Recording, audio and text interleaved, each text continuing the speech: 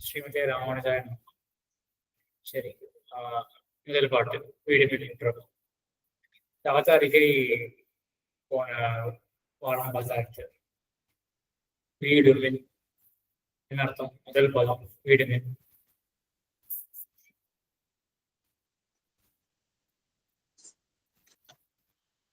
விடுமின் அப்படிங்கறதான் வீடுமின் நீட்டி சொல்றாரு சொன்ன அப்படின்னு ஒரு வியாக்கியானம் இல்லையா? விடுமின் அப்படின்றது வந்து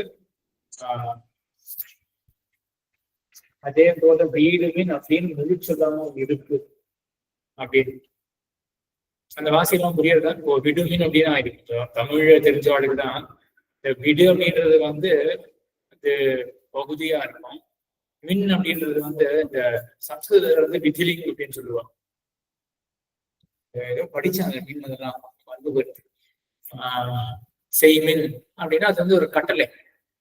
ஒரு மின் அப்படின்றது வந்து அந்த அந்த விகுதியானது அந்த கட்டளையை காட்டுறது அப்படின்னு. அது விடு அப்படின்றது வந்து சம்ஸ்கிருதத்துல தாது அப்படின்னு சொல்றாங்க இல்லையா? தாது அப்புறம் பிரத்யம் அப்படின்னு சேர்ப்பாங்க. இந்த பகுதி விகுதி. ஆக அப்ப பிரிச்சு பார்க்கலாம். விடு கூட்டல் மின் அப்படின்னு ஒவ்வொரு பெயர் சொல்லிக்கலாம். மொத்தம் 6 பகுதிகள் இருக்குன்னு. எல்லா வார்த்தைகளும் இருக்காது. சில வார்த்தைகள் வந்து காலத்தை குறிக்கக்கூடிய ஒரு பகுதி அந்த மாதிரி இது படிச்ச ஞாபகம். விடு கூட்டல் மின் அது ஒண்ணு. அப்படின்னா வீடு மின் அப்படின்னு ஒரு சொல்லு இருக்கு. அந்த வாசி புரியுறது இல்லையா? விடு கூட்டல் மின் அப்படின்னும் போடலாம். வீடு மின் அப்படின்னு ஒரு சொல்லே இருக்கு அப்படின்னு. அப்போ எப்படி இது சரி? இப்போ விடுமின், இப்போ வீடுமின் அப்படின்ற சொல்லு இருக்கு அப்படின்னு சாதிக்கிற ஆச்சாரியாளுக்கு என்னன்னா, இந்த வியாக்கரணமே எப்படின்னா இலக்கியத்தை வைத்துதான இலக்கணமே வந்திருக்கு. ஆக அப்போ 1000 கணக்கான இந்த கிரந்தங்கள்ல, தமிழ் கிரந்தங்கள்ல பல இடங்கள்ல வீடுமின் அப்படின்னு சொல் பிரயோகம் இருக்கணும். எந்த அர்த்தத்துல அப்படின்னா விடுங்கோள் அப்படின்னு அர்த்தத்துல வீடுமின் அப்படின்னு பல இடத்துல சொல் பிரயோகம் இருக்கணும். அவ வீடுமின் அப்படின்னு சொல்லி இது வந்து ரூடி அப்படின்னு சொல்லுவோம். சம்ஸ்கிருத ரூடமான பதம் அப்படின்னு. ஆக அது வந்து பிரிச்சு பார்க்கறதுல ஒண்ணும் வேண்டாம். வீடுமின் அப்படின்னு முழு சொல்லாம இருக்கு அப்படின்னு. அப்படி இல்லைன்னா இதுவரையிலும் விடுமின் அப்படின்னு ஒரு சொல் யாருமே கேட்கல அப்படின்னு கூட வச்சுக்கோங்க. ஆனா என்ன கேட்டிருக்கார்கள் அப்படின்னா, என்ன சொல்ல வர அப்படின்றத கணிச்சு சொல்ல முடியுமா யாராவது? வீடுமின் அப்படின்ற சொல்ல முன்னாடியே கேட்டுருக்கலாம். முடிச்சொல் அப்படின்றத கேட்டுருக்கணும். விடுமின் அப்படின்னு சொல்லும் பொழுது சரி ஒருவேளை நான் கம்ப்ளீட் பண்றதுக்கு நிறைய கொடுத்துருன்னு நினைக்கிறேன். விடுமின் அப்படின்னு சொல்லும் பொழுது விடு அப்படின்னு தனியா கேட்டால், அதே போல அங்கங்க செய்வேன் கேள்மென் அப்படின்னு மற்ற இடத்துல கட்டளை மின் மின் அப்படின்ற விகுதியை கேட்டால், இப்ப நம்மளே என்ன பண்ணலாம்? ஒரு கால் எந்த கிரந்தத்திலையுமே விடுமின் அப்படின்ற சொல்லே கண்டதில்லை அப்படின்னு வச்சுக்கோங்க. அப்பவும் கூட என்ன பண்ணலாம்? விடுமின் அப்படின்னு சொல்ல பிரயோகம் பண்ணலாம். சரியா? அப்ப இது முழு சொல்லா இருக்காது. பிரிச்சு நம்ம இது வந்து யௌகிக சப்தா அப்படின்னு சொல்லுவார்கள் சம்ஸ்கிருதத்துல. அத ரெண்டா வச்சுக்கலாம். விடுமின் வீடுமின் அர்த்தம் ஒண்ணு ஒண்ணுதான். விடுங்கோள் அப்படின்னு. வீடுமின் முற்றவும் பற்றினது எல்லாவற்றையும் விடுங்கோள். சுலபமானதெல்லாம் அப்படி விட்டுடுவோம். வீடு செய்து இது ரொம்ப ஒரு ஆச்சரியமான அர்த்தம். வீடு செய்து அப்படின்றதுக்கு யாருனாலும் கை தூக்கி கோவிந்தன் சுவாமி. ஒண்ணு வந்து விட்ட பிறகு அப்படிங்கிற அர்த்தம் ஒண்ணு. இன்னொன்னு வந்து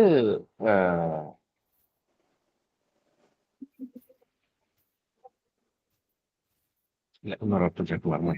இன்னொன்னு ரொம்ப சுவையான விஷயம் ரகுராமன் சுவாமி அப்படின்னு அப்படி சொல்ல வந்தது வந்து வீடு செய்துன்னு எதுக்கு சொல்லணும்? அதான் வீடுமின்னு சொல்லிட்டாரு. திரும்ப எதுக்கு வீடு செய்துன்னு திரும்ப எதுக்கு சொல்லணும் கூடுதலா அப்படின்னு.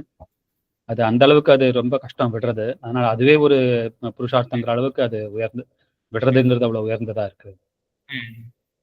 ஆக ஆச்சாரியர் எப்படி வியாக்கியானம் பண்ற அப்படின்னா, வீடாகிற பேற்றை பெற்று அப்படின்னு. இங்க வீடுனா சட்டன் வீடுனா என்ன தோணும்? வீடு அப்படின்ற சொல்லி என்ன தோணும்? விடுதல், மோட்சம் அப்படின்னு தோணும் இல்லையா? அதான் அதுக்கு இந்த வீடு அப்படின்னா விடுதல் அப்படின்னு அர்த்தம். விடுதல் அப்படின்ற அந்த ஒரு செயல் அதுவே ஒரு பயனாக இருக்கு. இதெல்லாம் நம்ம இன்னும் கொஞ்சம் மீமாம்சா பார்க்கும்போது இன்னுமே நிறைய அனுவாதம் அப்படின்னு சொல்லுவோம். அனுவாதம் பண்ணப்படுறது, அதை அனுவாதம் பண்ணிட்டு மேலொரு விதானம் பண்றோம் அப்படின்னா அநேகமா அனுவாத்தியமானது, அனுத்தியமானமானது அது புருஷார்த்தமா இருக்கும் அப்படின்னு சில நிறைய நியாயங்கள் மீமாம்சையில வரும். ரொம்ப பயனா இருக்கும். அதெல்லாம் தெரிஞ்சுட்டு நம்ம இந்த மறுபடியும் கருத்தங்கள் சேவிச்சோம்னா அப்போ வந்து ஆச்சாரியார் சொல்றது நல்லாவே புரியும். வீடுமீன் அப்படின்றது கட்டளை. வீடு செய்யுது அப்படின்னு இந்த இடத்துல ஒரு சின்ன சம்பிரதாய விஷயம் பார்க்கலாம். இப்போ சர்வதர்மான் பரித்தியஜ்ய, அப்புறம் சரணம் பிரஜ அப்படின்னு இருக்கு.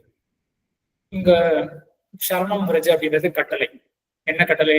திருவடிகளை பற்று அப்படின்னு பெருமான் கட்டளை இடுறான். சர்வதர்மான் பரித்தியஜ்ய, எல்லாவற்றையும் விட்டு என் திருவடிகளை பற்று அப்படின்றது. இந்த வாக்கியத்துல எத்தனை கட்டளை தெரிகிறது? எல்லாவற்றையும் விட்டு பற்று. ஒரு கட்டளை ஒன்னொன்னு வந்து அதுக்கு உண்டான ப்ரீ கண்டிஷன். விட்டாதான் பற்ற முடியும், அதனால விட்டுட்டு பற்று. சோ பற்றது மட்டும்தான் கண்டிஷன், பற்றது மட்டும்தான் கட்டளை.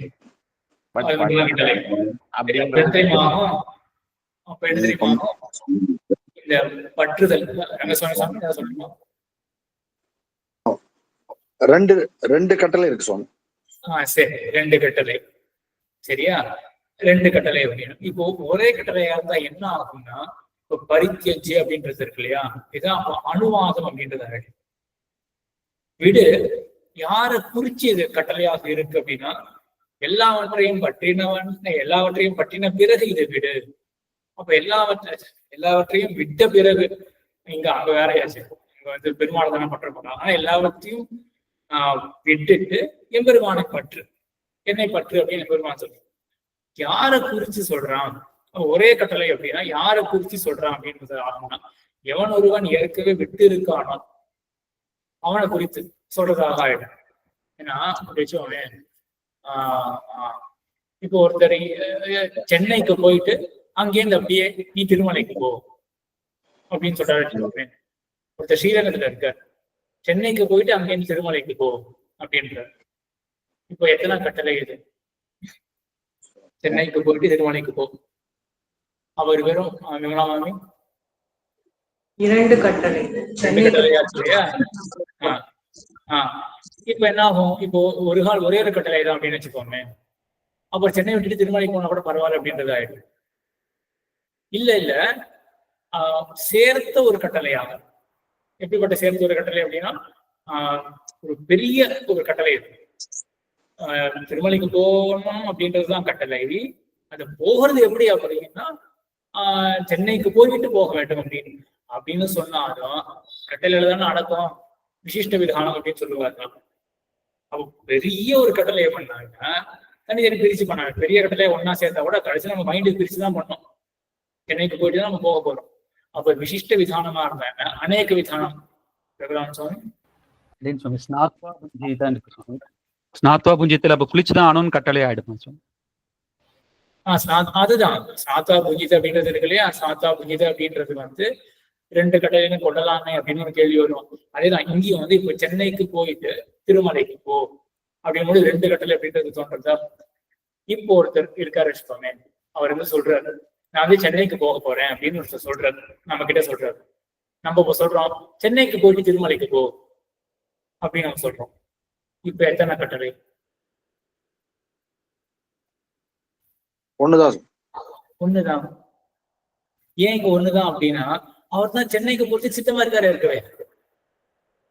அப்ப இது அனுவாதம். சென்னைக்கு போயிட்டு இல்லையா, சென்னைக்கு போகக்கூடியது சென்னைக்கு போயிட்டு திருமலைக்கு போ. அப்ப ஒரு கட்டளை தான் ஆகும். அதே போல இப்ப ஸ்நாத்வா புஞ்சித, குளித்து புசி அப்படின்னு இருக்கு. அங்க வந்து 2வது வந்து அங்க என்னது? அங்க எத்தனை கட்டளை? குளித்து புசி. அங்க வந்து அவனை குளிக்க வைக்கிறதுல அவர் நோக்கம் இல்ல, நீ புசிக்கிறதா இருந்தா குளிச்சுட்டு புசி அப்படின்னு சொல்றாரு. அது கட்டளை எந்த செயல்? குளிக்கிறது. ரெண்டும் சேர்ந்து இருக்கிற மாதிரி இருக்கு. குளிக்கிறதுலதான் வந்து அந்த கட்டளையே. இப்ப அங்க அங்க எவனாவது சாப்பிடறதுக்கு சித்தமா இருக்கான், அவன் பசி போச்சவனா சாப்பிட்டுதான் இருக்க போறான். அப்ப யாரை குறித்த கட்டளை? சாப்பிடறதுக்கு சித்தமா இருக்கிறவனை குறித்து குளித்து விடு அப்படின்னு கட்டளை. அதே போல இங்க என்ன, எவன் சென்னைக்கு போறதுக்கு சித்தமா இருக்கானோ அவனை குறித்து திருமலைக்கு போ அப்படின்னு கட்டளை. சரியா? எப்போ? எப்போனா திருமலைக்கு போறது சித்தமா இருக்கும் பொழுது, சென்னைக்கு போறது சித்தமா இருக்கும் பொழுது, ஏற்கனவே முடிவாயிருக்கு அப்படிங்கும் பொழுது. சரியா? இப்ப இதான் வாசி. இப்ப என்ன இருக்குன்னா, சர்வமான் பரித்தியஜ்ய சரணம் பிரஜ அப்படின்றது இருக்கு இல்லையா?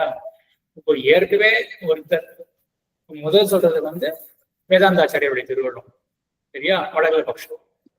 வடகல பட்சம் என்ன அப்படின்னா, ஏற்கனவே ஒருத்தர் வந்து அசக்தினால விட்டுட்டார் எல்லாத்தையும். எப்படி சென்னைக்கு போறதுக்கு ஒருத்தர் சித்தமா இருக்கா மாதிரியே ஏற்கனவே ஒருத்தர் இருக்கார். என்ன, என்னால எப்படி பக்தி யோகம் பண்ண முடியும், அந்த தர்மங்கள்லாம் எனக்கு என்ன சக்தி இருக்கு போறது அப்படின்னு ஏற்கனவே விட்டவர் ஒருத்தர் இருக்கார். அப்போ எல்லாவற்றையும் விட்டு என்னை பற்று அப்படின்னா விட்டவர் ஏற்கனவே ஒருத்தர் இருக்காரு, சென்னைக்கு போறதுக்கு சித்தமா இருக்கா மாதிரி. தென்னாச்சாரிய சம்பிரதாயத்தில் என்ன சொல்றாங்கன்னா, இதுவே ஒரு கட்டளை தான். இது இந்த மாதிரி எல்லாவற்றையும் விடு அப்படின்றதே ஒரு கட்டளை. லஜ்ஜா பயங்களோட எல்லாத்தையும் விட வேண்டும் அப்படின்னு தனியா ஒரு கட்டளையாகவே அமைஞ்சிருக்கு. அப்போ இன்னொன்னு தெரிஞ்சுக்கணும், இது கட்டளை அப்படின்னாலே அப்ப தென்னாச்சாரிய சம்பிரதாய என்ன திருக்குள்ளம் சொன்னதை வச்சு ஒரு ரொம்ப ஆழமான ஒரு விஷயம். விட்டே தீர வேண்டும். இருக்கோ இல்லையோ விடணும். சரியா? அப்ப என்ன தெரியுது, அப்ப யாரு இதே தனி விதானம், எல்லாத்தையும் விட்டுடு அப்படின்றது ஒரு தனி விதானமாக அமையிறது. சரியா? அப்ப சக்தி இருக்கோ இல்லையோ, அப்போ ஏற்கனவே சித்தமா ஒரு புருஷன் இருக்கான். அப்ப இப்ப சென்னைக்கு போயிட்டு திருமலைக்கு போ அப்படின்னா அவன் சென்னைக்கு போறதுக்கு தயாராகவே இல்லை அப்படின்னு வச்சுக்கோமே, அது கிடையாது. இப்போ கட்டளை சென்னைக்கு போயிட்டு அப்படின்னு தனியா ஒரு கட்டளை அப்படின்றது தெரியுது. ஆகையினால இப்போ வீடமே முற்றவும் அப்படின்னு ஏற்கனவே ஒரு கட்டளை வந்துருது, எல்லாத்தையும் விடுங்கோள் அப்படின்றாங்க. அப்புறம் வீடு செய்து, இப்போ வீடமே முற்றவும் அப்படின்றது. அப்புறம் அடுத்ததான் வீடு செய்து உண்மையில் வீடு செய்வேன் அப்படின்னு மேல இருக்கு. வீடு செய்வீனோ இல்லாட்டி வீடு செய்வீனோ, அப்போ வீடு மேல் அப்புறம் வீடு செய்வேன். மற்ற எல்லாத்தையும் விட்டுடுங்கோ, எம்பெருமான் திருவடிகள்ல ஆத்மாவை சமர்ப்பிச்சிருக்கோம். இப்போ 2 கிரியை, விடுற கிரியை, சமர்ப்பிக்கிற கிரியை, 2 கிரியை இருக்கு. இத வரிசையா சொன்னாலே நம்ம அந்த கர்மத்தை வச்சு நம்ம தெரிஞ்சுக்க மாட்டோம். விடணும், அப்புறம் எம்பெருமான பட்டறதுதான் சமர்ப்பிக்கிறது அப்படின்னு நம்ம தெரிஞ்சுருவோமே. அப்ப நடுவில் அங்க வீடு செய்து அப்படின்னு அந்த வினையச்சம் என்னத்தை குறிக்கும்? வினையச்சம் மட்டும் என்ன குறிக்கும்? மேலோட கிரியை இருக்க வினை இருக்க போகுது அப்படிங்கிறதான் குறிக்கும். இப்போ இது தேவையே இல்லையே. முன்கிரியை விடுதல், பின்கிரியை பற்றுதல். அப்போ வீடு செய்து நடுவில் ஒன்று சொல்லணும்னு அவசியமே கிடையாது. அப்ப சொன்னா என்ன தாற்பயம் இப்ப ஆறுது? இப்ப வீடு செய்து அப்படியே நீங்க மறுபடியும் அனுவாதம் பண்ணோம்னாலே அப்ப ஏற்கனவே தெரிஞ்சதுதான் மறுபடியும் அனுவாதம் பண்றதுக்கு என்ன பலன் அப்படின்னு அனுவாதம் முடியாது இல்லையா? ஏற்கனவே இருக்கிறது மறுபடியும் சொல்றது என்ன பலன் அப்படின்னா அதுவே ஒரு புருஷார்த்தம்னு காண்பிக்கிறதுக்காக அவ வீடாகிற பேற்றை பெற்று அத்தை செய்து அப்படின்னு விடுதல் அப்படின்றதே ஒரு வீடு முற்றமும் வீடு செய்து. அடுத்ததான் 4 வியாக்கியானம். உண்மையில் வீடுடையானை வீடு செய்வேன். சரி, முதல்ல இந்த வீடு செய்வேன் அப்படின்றதுக்கு 2 வியாக்கியானம், அது பார்த்துக்கலாம். வீடு செய்வேன் கோவிந்தன் சொன்னாங்க. வேற யாராவது? விமலா வாங்கி.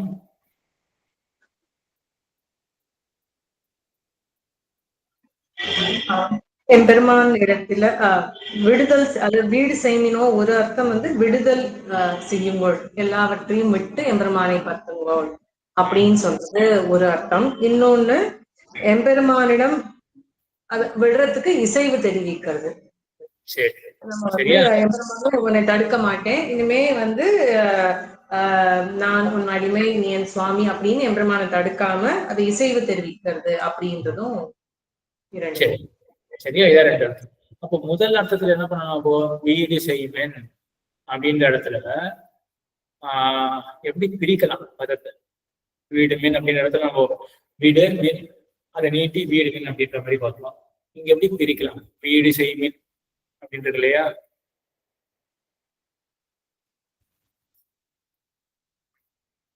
வீடு செய்மீன் தனியா தான் சொல்லணும்.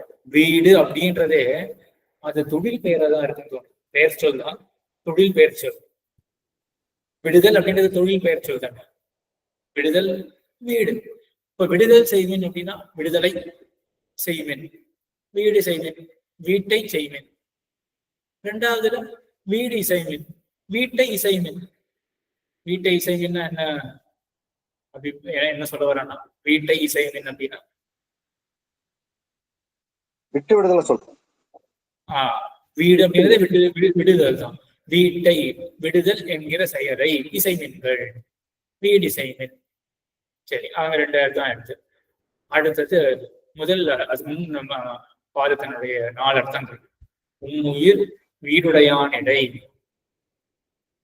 சாந்தி மாமி சொல்றீங்களா? 2 அர்த்தம் சொல்றோம். உம்முயிர் வீடுடையான் இடை.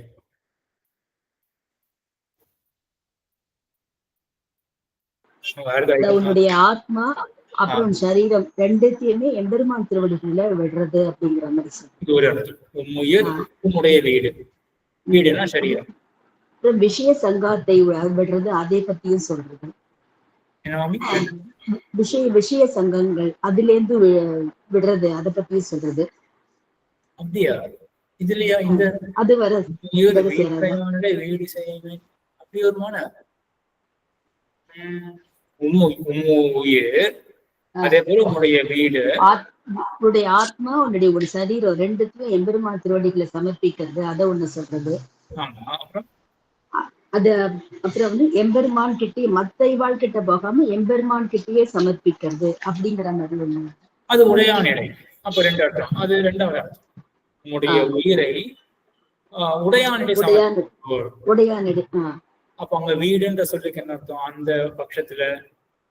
வீடுன்னா இங்க வந்து மோக்ஷஸ்தானம், அதை பத்தி சொல்றது. அது பரமபதம். இது ரொம்ப சிரமம் இல்ல. அந்த 2 எவ்வளவு அர்த்தங்கள் காட்டியிருக்கு ஆச்சாரியன். இப்ப முதல் அர்த்தம் வந்து சுலபமா இருக்கு. என்னது? உம்முயிர் வீடு உடையான் அப்படின்றது இல்லையா? உம்முடைய வீட்டையும், அதாவது சரீரத்தையும், அதே போல ஆத்மாவையும் உயிர் வீடு உடையான் இடை, உடையவன் இடத்துல சமர்ப்பிக்கும்போது. சரியா? இது முதல் அர்த்தம். 2வது அர்த்தத்துல உடையான் அப்படின்றது வந்து சுவாமி. முதல் அர்த்தத்துல சுவாமி தான். ஆனா 2வது அர்த்தத்துல வீடுன்றது வந்து சரீரம் அப்படின்னு எடுத்துக்காமல் உம் உயிர் அந்த வீடு செய்யும் பொழுது, அதாவது விடுதல் என்ற செயலை செய்யும் பொழுது கொஞ்சம் பார்த்து சமர்ப்பியுங்கோ, சேஷி திருவடிகளை சமர்ப்பியுங்கோ, உடையாண்டை வீடு செய்வேன். 2 அர்த்தம். அதுக்கப்புறம் 3, 4 ராதாமாமி இன்னும் 2 அர்த்தம் இருக்கு.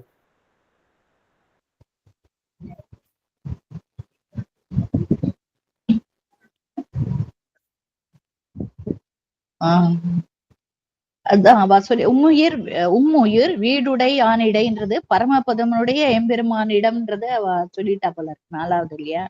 ஆமா, அது அது ஒரு அர்த்தம். சரி, இப்ப அந்த பட்சத்துல இப்ப பரமபத நிலையன் அப்படின்ற பட்சத்துல இங்க முக்கியமா என்ன அப்படின்னா சிரமமான விஷயம் என்ன தெரியுமா? ஒவ்வொரு சொல்லுக்கும் சரியா என்ன அர்த்தம் அப்படின்னு அது மொத்தமா அர்த்தம் சொல்றது அது ஒண்ணு. அதே ஒரு சிரமம் தான். ஒவ்வொரு சொல்லுக்கும் இப்ப பரமபத நிலையன் அப்படின்ற பொழுது அந்த பட்சத்துல உம்முயிர் வீடுடையானிடை வீடு செய்வேன் அப்படின்றதுல என்னன்னா எப்படி அந்த சொற்களுக்கு என்ன அர்த்தம்? உம்முயிர் உன்னுடைய ஆத்மா, உன்னுடைய ஆத்மாவை வீடு உடையவன். வீடுங்கிறது பரமபதம். வீடுன்றது பரமபதம், மோட்சஸ்தானம். உடையானிடைங்கிறது எம்பெருமான்.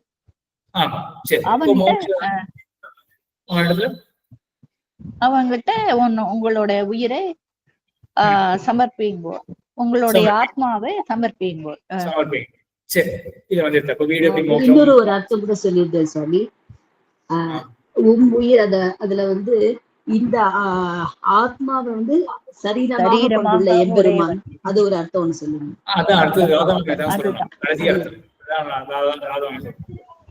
சரீரமாக உடைய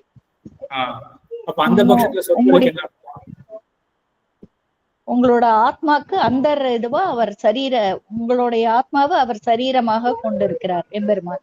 அப்ப என்ன ஆகும்? உம்முயிர் உம்முயிர் உயிரை வீடாக உடையவன், வீடாக கொண்டவன், வீடாக கொண்டவன் உடையவன் அப்படின்னு 4 அர்த்தம் கிடைக்கிறது.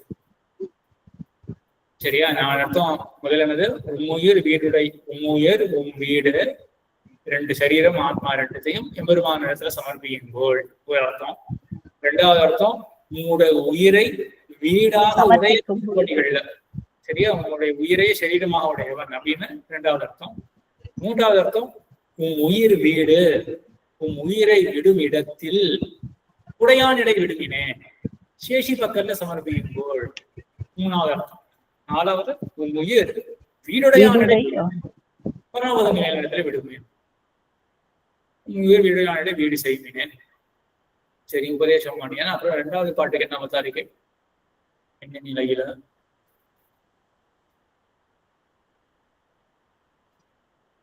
சாமி சம்சாரத்துல பல காலமா ஒன்று கஷ்டப்பட்டு இருக்கும்போது பட்டுதல வச்சுன்னு கஷ்டப்பட்டு இருக்கோமே, எங்களை விடுன்னு ஒரு க்ஷணத்துல சொன்னா எப்படி பண்றது அப்படின்னு நம்ம கேட்கறதுக்கு ஆழ்வார் வந்து இந்த சம்சாரத்தோட தோஷத்தை பார்த்தாலே நீங்க புரிஞ்சுக்கொள்வீங்க அப்படின்னு சொல்றாரு. ஆமா, ஆனா இத கஷ்டப்பட்டு இருக்கோம் அப்படின்றத சேர்த்துக்க வேண்டாம்னு சொல்றது. சம்சாரத்துல ஆதிகாலமா கஷ்டப்பட்டு இருக்கோன்றது உண்மைதான். ஆனா கஷ்டப்பட்டாலும் விட மாட்டோம். சரி, கஷ்டப்பட்டு இருக்கிறதுனால விட முடியல அப்படின்றது கிடையாது. சம்சாரத்துல அனாதிகாலமா இருக்கிறதுனால வாசனை என்ன பண்றது அப்படின்னா விட ஒட்டாதபடிக்கு தடுக்கிறது. அனாதி ருச்சி இருக்கு, அனாதி வாசனை இருக்கு, விடுன்னு சொன்னா என்னால விட முடியலையே அப்படின்னு கேள்வி வர தோஷ தரிசனம் பண்ணவே விடலாம் அப்படின்னு பதில். சரி, மின்னின் நிலையில இங்கே 2 அர்த்தம். மின்னின் நிலையில 2 அர்த்தம், ஒரு அர்த்தம் உண்டு, 2 தான் நினைக்கிறேன். 2 தான். மின்னின் நிலையில இதோட அண்மையும் கொஞ்சம் நல்லா கூர்ந்து கவனிக்கலாம். மின்னின் நிலையில யாரு? நான் எல்லாரையும் கேட்கலாம். ஆனா எனக்கு என்னன்னா எல்லாரும் ப்ரிப்பேர் பண்ணியிருக்கல, எல்லாரையும் கேட்கலாமா? கண்ணன் சுவாமி இது வரைக்கும் சொன்னதில்லை, கேட்கலாமா? தயக்கமா இருந்தா விட்டுடலாம். எல்லாருக்கும் சொல்லணும் அப்படின்னு ஒரு இது இருக்காது. சில பேர் தயக்கம் இருக்கலாம்.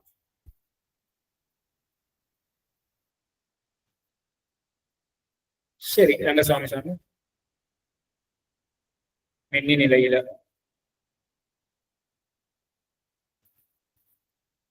ரங்கசாமி சாமி அடியேன் மியூட்ல இருக்கு சார். இல்ல, மின்னலை போல சுபாவம் இல்லாதது, மின்னலை போல சுபாவம் இல்லாதது. சரி, கரெக்டு தான். மின்னலை போன்ற மின்னின் நிலை கரெக்டு தான். மின்னலை போன்ற சுபாவம் இல்லாத கரெக்டு தான். மின்னின் நிலை இல்ல. அப்ப மின்னின் அப்படின்றது வந்து இது ஒரு அர்த்தம். இது ஒரு அர்த்தம் தான் தோன்றது. மின்னலை போன்ற சுபாவம் உடையது அப்படின்றது ஒரு அர்த்தம். மின்னின் அளவுக்கு கூட சுபாவம் இல்லாது. மின்னலை காட்டிலும் தானே மின்னின் நிலையில. மின்னின் அப்படின்றது வந்து பஞ்சமி அப்படின்னு அங்க 60 வரையில சாதிக்கிறார். மின்னலை காட்டிலும் நிலையற்றது, மின்னலை காட்டிலும் நிலையற்றது. மின்னின் நிலை இல்ல. சரி, ஆனா மின்னின் நிலை இல்ல அப்படின்னு நான் தப்பா பிரிச்சுட்டேன். இதுக்கு எப்படி அன்வயம் கொள்ளணும்? மின்னின் நிலையில என்ன அன்வயம் கொள்ளும்? என்ன அர்த்தம்? முதல்ல மின்னின் நிலையில என்ன அர்த்தம்? மின்னலை காட்டிலும் நிலை இல்லாத தன்மை. நிலை இல்லாத தன்மை சுபாவம். இது கிடையாது. நான் சுபாவத்தோட நிறுத்துறது கிடையாது. மின்னின் நிலையில இருக்கு இல்லையா, உரையில செவிச்சா மின்னின் நிலையிலன்றது வந்து அந்த பொருளை காட்டுறது. எந்த பொருளை காட்டுறது? தன்மையை காட்டுறது. மின்னின் நிலையில ஆக்கைகள் இருக்கு இல்லையா, இது பகுவச்சனம். மின்னின் நிலையில அப்படின்றது வந்து பன்மை. ஆக்கைகள் மின்னின் நிலையில அப்படின்னு அண்மை. ஆக்கைகள் எப்படிப்பட்டவை அப்படின்னா மின்னின் நிலையில, மின்னலை காட்டிலும் நிலை அற்றவையாக இருக்கின்றன ஆக்கைகள் மின்னின் நிலையில. அது ஏன் அந்த மின்னின் நிலையில அப்படின்றது அது எல்லாருக்குமே தெரிஞ்சதுதான். ஏன்னா மின்னலாவது 4 நொடி இருக்கு அப்படின்றது சொல்லிட்டு போகும். ஆக்கை எப்போ விழுன்றது தெரியாது. மின்னின் நிலையில இந்த அண்மை மட்டும் மனசு நல்லா வாங்கிக்கோங்க. ஆக்கைகள் மின்னின் நிலையில அப்படின்னு ஆக்கைகளுக்கு விசேஷனம். அந்த மதுரை இன்னொரு விசேஷம் இருக்கு. அந்த ஆக்கைகள் எப்படிப்பட்டவை? மண் உயிர் ஆக்கைகள் அப்படின்றது. இதுக்கு என்ன அர்த்தம்? மண் உயிர் ஆக்கைகள் மண்ணுயிர் ஆக்கைகள்னா நாமே தான் ஆத்மாவே தான் ஆக்கைன்னு நினைக்கிற அளவுக்கு மண்ணி இருக்கு, பொருந்தி இருக்கு.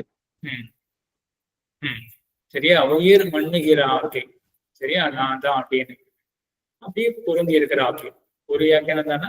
வேற ஏதாவது? இன்னொன்னு வந்து ஒரு உயிர் ஆனா பல ஆக்கைகள் பல ஜென்மங்கள் எடுத்திருக்கோங்கிறதால அப்படி சொல்லுங்க.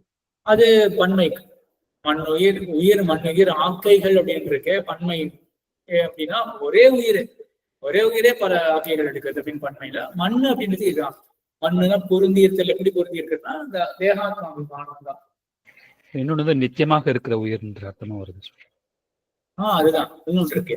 அப்ப என்ன வச்சுக்கணும், உயிர் மண்ணு அப்படின்றது மண்ணுயிர் ஆக்கைகள். நானே சொல்லிட்டேன்னா உயிர் மண்ணு இல்ல மண்ணுயிர் ஆக்கைகள் அப்படின்றது நம்ம எப்படி மாத்தி வச்சுக்கணும். முதல் வியாக்கியானத்துல உயிர் மண்ணுகிற ஆக்கைகள் அப்படின்னு. அடுத்ததுல ரகுராமசாமி எப்படி வச்சுக்கணும், மண்ணுயிர்னு வச்சுக்கணும். மண்ணுயிர் மண்ணி, அதாவது நித்தியமாக இருக்கிற உயிர். உயிர் நித்தியமா இருக்கு, ஆனா ஆக்கை வந்து மின்னு நிலையில நேரே அப்படி மண்ணுயிர் ஆக்கைகள் அப்படின்னு. மண்ணி இருக்கிற உயிர். அப்போ உயிர் ஆக்கைகள் அப்படின்னா உயிர் மண் ஆக்கைகள்னா உயிர் மண்ணுகிற ஆக்கைகள். ஓ, மண்ணி இருக்கிற உயிர் ஆக்கைகள் அப்படின்னு என்ன அர்த்தம் வரும்? இங்கதான் அந்த சமாசத்துல இப்ப சூரியோதயம் ரகுராம்சம் அதாவது நித்தியமா இருக்கிற உயிருடைய ஆக்கைகள் அவன் இருக்கக்கூடிய அப்படின்றது இல்லையா. சூரியோதயம் அப்படின்னு சொல்றோம். சூரியோதயம் என்ன அர்த்தம்? சூரியனுடைய உதயம். உதயம் அங்க சொல்ல இல்லையே அப்படின்னா அந்த சொல்ல சேர்க்கும் பொழுது தமிழ்ல எப்படி சொல்றான்னு தெரியல. சமாசம் அப்படின்னு சம்ஸ்கிருதத்துல வருது. தமிழ்ல சூரியோதயம் அருணோதயம் அப்படின்னா சூரியோதயம் சம்ஸ்கிருத சொல்லிதான் தமிழ்ல வந்துருக்கு.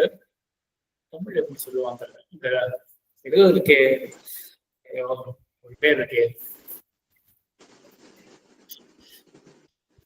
பகுபிரீகி சமாசம் சொல்லுவாங்க. தொகை நினைக்கிறேன். தொகைன்னு தான் ஞாபகம். பல சொற்களை சேர்த்து ஒரு சொல்ல வருது வந்து தொகைன்னு. இங்கேயே அதான். அப்போ வந்து மண்ணுயிர் ஆக்கைகள். அப்போ மண்ணி இருக்கிற உயிரினுடைய ஆக்கைகள். அந்த உடையன்றது வந்து தொகைக்கு அர்த்தம். மண்ணுயிர் ஆக்கைகள்.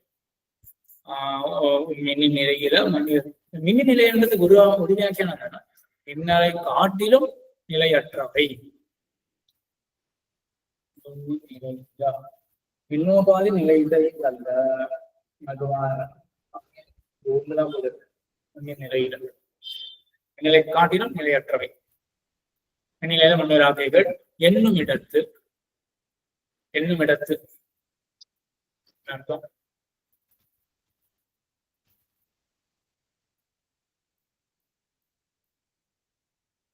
எங்க சாமி? இப்பேற்பட்ட தோஷங்களால் பீடிக்கப்பட்ட சரீரத்தின் இந்நிலைமை. ரெண்டு இது இருக்கு.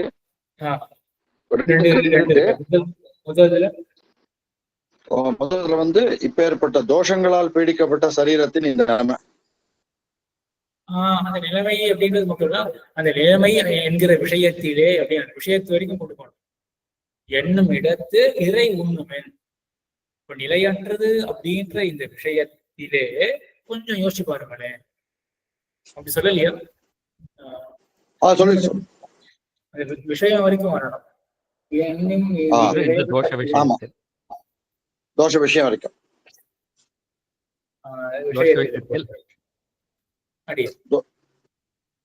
இது ஒரு அர்த்தம். இன்னொரு அர்த்தம் என்னும் இடத்து. அதுக்கு இறைவன்ங்கிறது வந்து எம்பரமான அனுசந்திங்கிறது ரெண்டாவது. அது மேல அது உரையில வேற மாதிரி இருக்கு, மற்ற வேற மாதிரி இருக்கு. இந்த என்னும் இடத்து அப்படின்ற இடத்துலயே ஒண்ணு வந்து என்கிற இந்த விஷயத்திலே நிலையற்ற தன்மை அப்படின்ற இந்த விஷயத்துல கொஞ்சம் யோசிச்சு பாருங்க அப்படின்னு சொல்ல போறார். என்னும் இடத்து ஆன பின்பு அப்படின்னு உரையில அப்படி என்று சொல்லும்படி ஆதலில் அப்படின்னும் ஆன பின்பு அப்படின்றது என்னும் ஸ்தலத்தில் என்னும் அர்த்தத்திலே என்ன உபாம் ஆன பின்பு என்ன உபாம் 24,000 அப்படிதான் ஆன பின்பு அப்படின்னு இருக்கு. அது ரெண்டு அர்த்தம் இந்த விஷயத்துல. அப்படி இல்லைன்னா ஏவம் ஸ்திதே அப்படின்னு சொல்லுவோம். ஏவம் ஸ்திதே இப்படி இருக்கையில் அப்படி. ஆக என்னும் இடத்து இது புரியறதுல 2 வாசி என்னன்னு இல்ல எந்த சுவாமி விஷயத்துல கிளியரா இல்ல சுவாமி. சொல்லுங்க. ஒரே மாதிரிதான் தோணுது சுவாமி. உயிர் ஆக்கைகள் நிலையில ஆகையால் அப்படின்னு ஒரு சுலபமான அர்த்தம். ஆக்கைகள் நிலையில ஆன பின்பு எம்பெருமானை உண்ணுங்கள் நினையுங்கள். இது சுலபமான அர்த்தம் இல்லையா? ஆன பின்பு எம்பெருமானை நினையுங்கள் அப்படின்னு. இன்னொரு அர்த்தம் என்ன அப்படின்னா, என்னும் இடத்து என்னும் இந்த விஷயத்திலே ஆக்கைகள் நிலையற்றவை என்கிற இந்த விஷயத்திலே. இந்த விஷயத்திலே அப்படின்னா இந்த விஷயத்தை அப்படின்னு அர்த்தம். குடத்துல ஆசை அப்படின்னு சொன்ன என்ன அர்த்தம்? அவனுக்கு வந்து குடத்துல ஆசையா இருக்கும். போதனத்துல அவனுக்கு ஆசை அப்படின்னு என்ன அர்த்தம்? போதனத்துக்கு மேல ஆசை அப்படின்னு சொல்றோம். தரைக்கு மேல குடம் இருக்கு. அதே மாதிரி குடத்துல அவனுக்கு குடத்தின் மேல அவனுக்கு ஆசை அப்படின்னா குடத்துக்கு மேல இவனுக்கு ஒரு ஆசை வந்து உட்கார்ந்து இருந்தா குடத்தின் மேல் ஆசை என்ன? குடத்தின் பொருட்டு ஆசை. அப்போ அந்த அந்த இடம் அப்படின்றது வந்து பொருட்டு விஷயம். பொருட்டு அப்படின்றது கூட அவனுக்காக அவன் பொருட்டு அப்படின்ற மாதிரி அந்த சம்பிரதாயத்தோட வந்துடும். குடத்தின் மேல் ஆசை அப்படின்னா குட விஷயத்திலே ஆசை. அதுதான் அந்த ஆசைக்கு விஷயமாக குடம் இருக்கு. அதே போல என்னும் இடத்து, இந்த இடத்து அப்படின்றதுலாம் இருக்கு இல்லையா? இங்கே வந்து அந்த ஸ்தலத்திலே இந்த இடத்திலே அப்படின்னா என்னும் இந்த விஷயத்திலே அப்படின்னா ஆசைக்கு மட்டும்தான் விஷயம் அப்படின்றது கிடையாது இல்லையா? நினைவுக்கும் விஷயம் இருக்கும். நினைவு அப்படின்னாலே எதை பற்றின நினைவு. இதை முன்னாடி எங்கேயோ பார்த்த மாதிரி ஞாபகம். அவிஷய பதார்த்தங்கள் அப்படின்னு எங்கேயோ பார்த்த மாதிரி ஞாபகம். ஸ்ரீபாஷ்டிலேயே எங்கேயோ பார்த்த மாதிரி ஞாபகம். அப்ப நினைவு அப்படின்னாலே எதை பற்றிய நினைவு. அப்ப இறை உண்ணுமின் அப்படின்னு இருக்கு. கொஞ்சம் யோசிச்சு பாருங்களேன். எதை பத்தி யோசிக்கணும் அப்படின்னா என்னும் இடத்து இந்த ஆக்கையானது நிலையற்றது. என்னும் இடத்து என்னும் இந்த விஷயத்திலே கொஞ்சம் யோசிச்சு பாருங்க. இந்த விஷயத்துல கொஞ்சம் யோசிச்சு பாருங்க அப்படின்னா இந்த விஷயத்தை பற்றி கொஞ்சம் யோசிச்சு பாருங்க. ரங்கசாமி சாமி இப்போ தெளிவா இல்லையா? என்னும் இடத்து இறை உண்ணுமின். இறை உண்ணுமின் அடியன் எம்பெருமானை அனுசந்தியுங்கள். ஆமா. ஆக எம்பெருமானை அனுசந்தியுங்கள் அப்படின்னா அப்படி இல்லைன்னா இறை கொஞ்சம் யோசிங்கோ அப்படிங்க. பெரியவாச்சன் பிள்ளையா வாழ சொல்றது கொஞ்சம் யோசிங்கோ அதை பத்தி. அடியன் இறை அப்படின்றது சிறிது. சரி, இங்க ஏன் வந்து உரையில ஜியர் அப்படின்ற மாதிரி சாதிக்கிறார்? அதாவது பாதிக்கிறது முதல் பாசனத்திலையும் இறைவன் சொல்லியிருக்கார். அடியன் ரங்கசாமி சாமி நான் வேற யாருக்காவது வாய்ப்பு கொடுக்கலாமா? இறைவனை எம்பெருமான பற்றதை முதல்ல இருந்தே உயர்வரனால அவனை அடைங்கோன்னு 2வது பாசத்துலயும் அததான் சொல்ல வர்றார். அப்போ அந்த பிரகரணத்துக்கு ஒட்டாம இருக்கும். இந்த கொஞ்சம் இந்த விஷயத்த யோசிக்கோன்னு சொன்னா இந்த பிரகரணத்துக்கு ஒட்டாது. அதனால இறைவனை பற்றி யோசிங்கோன்றத சொல்லி அதனால சொன்னாதான் அது இதோட கண்டினியூட்டி வருங்கிறது இவர் இந்த ஜியர் அது மாதிரி சாதிக்கிறார். முதல் பாசுரமும் முதல் பாசுரம் இதுல இருக்கிற முதல் பாசுரம் 2வதுல. ஆமா, இப்ப பாருங்களேன். இப்ப வீடுவின் முற்றமும் அப்படிங்கிற இடத்துல வீடு செய்யும் அப்படின்னு எம்பெருமான் திருவடிகளை பற்றும் போது சொன்னார். அங்க அங்க எம்பெருமான ஆசிரியங்கள் அப்படின்னு நம்ம சொல்லியிருக்கு முதல் பாட்டுல. வீடுமேன்ல ஒரு 3வது பாட்டு நீர் நுமதென்று அப்புறம் இறை சேர்மின் அப்படின்றது. அங்க இறை சேர்மின் அர்த்தம் இறைனா அங்க எம்பெருமான் தான், இறைவன் எம்பெருமான். அப்ப அங்கேயும் எம்பெருமானை சேர்மின் அப்படின்னு அங்கேயும் கட்டளையாக இருக்கு. அப்ப எம்பெருமானை ஆசையங்கோள் அப்படின்னு சொல்றதுதான் இந்த பிரகரணமே. இந்த கான்டெக்ட் எப்படி இருக்கு அப்படின்னா எம்பெருமான ஆசிரியனத்தை பத்தி பகவத் ஆசிரியனத்தை பத்தி சொல்றதாக இருக்கு. அப்போ நடுவுல பகவத் ஆசிரியனத்தை பத்தி சொல்லாமல் இப்படி சொல்றது தகாதே அப்படின்னு உடைய சேர்த்து இன்னொன்னு சேர்த்துக்கணும். ஆதிக்க சிகிச்சை எடுத்துக்கூட என்ன அப்படின்னா எம்பெருமான எம்பெருமான ஆசிரியத்தை மியூட் பண்ணிக்கணும். எம்பெருமான ஆசிரியனத்தை சொல்றதுக்கு இங்க சம்பாவனை இருக்கு. அதையும் கூட சேர்த்து எம்பெருமான ஆசிரியங்களை சொல்றதுக்கே சம்பாவனைகளுக்கு இல்லைன்னு வச்சுக்கோங்க, என்ன பண்ண முடியும்? அது கான்டெக்டே இல்லையோ, இந்த பிரகடனமும் இல்லையோ, ஒண்ணும் பண்ண முடியாது. வேறதான் அர்த்தம் கொண்டாங்க. ஆனா எம்பெருமான ஆசிரியத்தை சொல்றதுக்கும் சம்பாவனை இருக்கும் பொழுது அப்ப பிரகடனத்துக்கு சேர பகவத் ஆசிரியத்தை தானே சொல்லணும் அப்படின்னு பகவத் ஆசிரியத்தை சொல்றதுதான் சரியே ஒழிய விஷய சிந்தனைன்றது இங்க வராது. இதான் ரொம்ப மீமாசம் ரொம்ப அழகா ஒரு ரெண்டு விஷயங்கள்லாம். பிரகரணத்தை காட்டிலும் பார்த்திருக்கோமே, மறந்துருக்கும். பிரகரணத்தை காட்டிலும் ஸ்ருதியானது பலம் வாய்ந்தது, பலியசு. அதே போல அடுத்தது லிங்கமானது பலியசு. ரொம்ப அதெல்லாம் இவங்க அவ்வளவு நிறைய பயன் இந்த மாதிரி விஷயங்கள்லாம். ஏன்னா இதுவே ஒரு மீமாசா தான். ஆச்சாரியால் என்ன பண்ணிருக்காங்க, எப்படியா அந்த 1000 பாட்டை புரட்டி அலசி ஆராய்ச்சி பண்ணியிருக்காங்க, அனாலிசிஸ் பண்ணியிருக்காங்க. எல்லாத்தையும் மீமாசா சாஸ்திரம் ரொம்பவே பயன்படும். ஆக இந்த பிரகரணத்துக்கு என்ன பண்ணோம் அப்படின்னா, சம்பாவனையும் இருக்கும் பொழுது அந்த இடத்துல தான் கொள்ளணும், பகவத் ஆசிரியத்தை சொல்லணும். இப்போ மத்த ஆச்சாரியாருடைய வியாக்கியானத்துல இறை சேவன் அப்படின்றது இருக்கு இல்லையா? இப்போ அங்க இறை சேர்வன் அப்படின்றது அங்க பகவத் ஆசிரியம் வராத. மத்த ஆச்சாரியார் வியாக்கியானத்துல என்ன இருக்கும்? வரும், ஆனா அதை வர வச்சுக்கணும். அது நேரம் இல்லை. ஆனா அது இதோட தோஷங்கள்ல பாத்துட்டாக்கா நம்ம மற்ற சுத்தி இருக்கிறதெல்லாம் பகவதாசனத்தை தான் சொல்றது. அதனால விடுனா அதுதான் அர்த்தம் அங்க வந்து சேர்றது. விடுன்னு வரலையே. இப்ப மத்த ஆச்சாரியாருடைய திருவுள்ளப்படி பாட்டு பிரார்த்தன் நிலையில மண்ணில் ஆக்கிட்டு அது வரைக்கும் முந்தி போயிடுது. அப்புறம் என்னும் இடத்து அப்படின்னா இருக்கிறதுனால எம்பெருமான்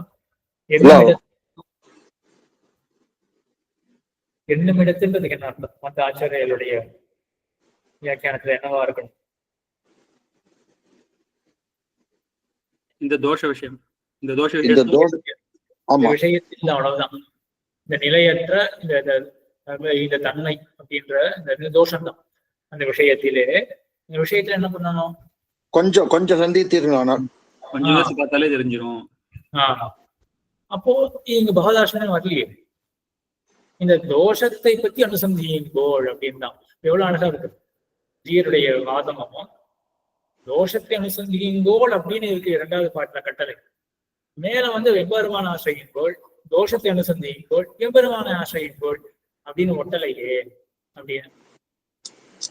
இதுதான் 2006 அப்போ வந்து அனங்கராச்சாரிய சுவாமியுடைய விஞ்ஞான சந்தானம் அந்த வியாக்கியானத்தை வெளியிட்ட அப்போ போயிருக்கும் பொழுது அப்போ பிவிஆர் சுவாமி, பிவி ராமானுஜம் சுவாமி எழுந்துள்ளிருந்தார். அவரும் ஒரு சின்ன ஒரு இது பேசினார். அப்போ வந்து இந்த விபதேச மாநிலம் இருக்கக்கூடிய ஒரு பாட்டு எடுத்து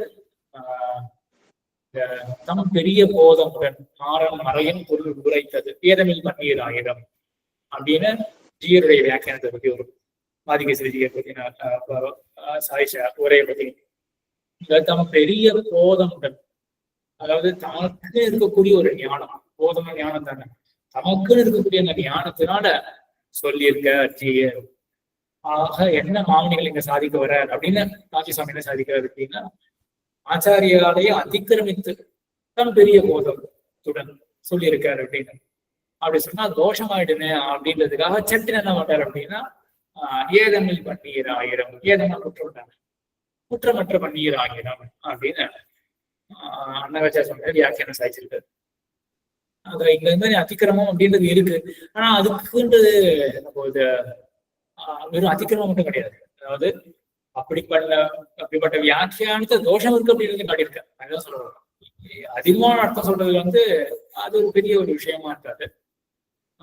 ஆச்சாரியாளுடைய தன்னுடைய ஆச்சாரியர் பெரியவாச்சான் பிள்ளை, நாயனாச்சாரன் பிள்ளை அந்த தோஷம் அந்த வியாக்கியானத்துல இப்படி செய்யறது அது வந்து இங்க பிரகரணத்துக்கு சேராது. இது பூர்வோத்தரமான 2 பாட்டிலும் சொல்லுகிற பகவதாசன பரியந்தத்தைக்கு சேராது. பரியந்ததைக்கு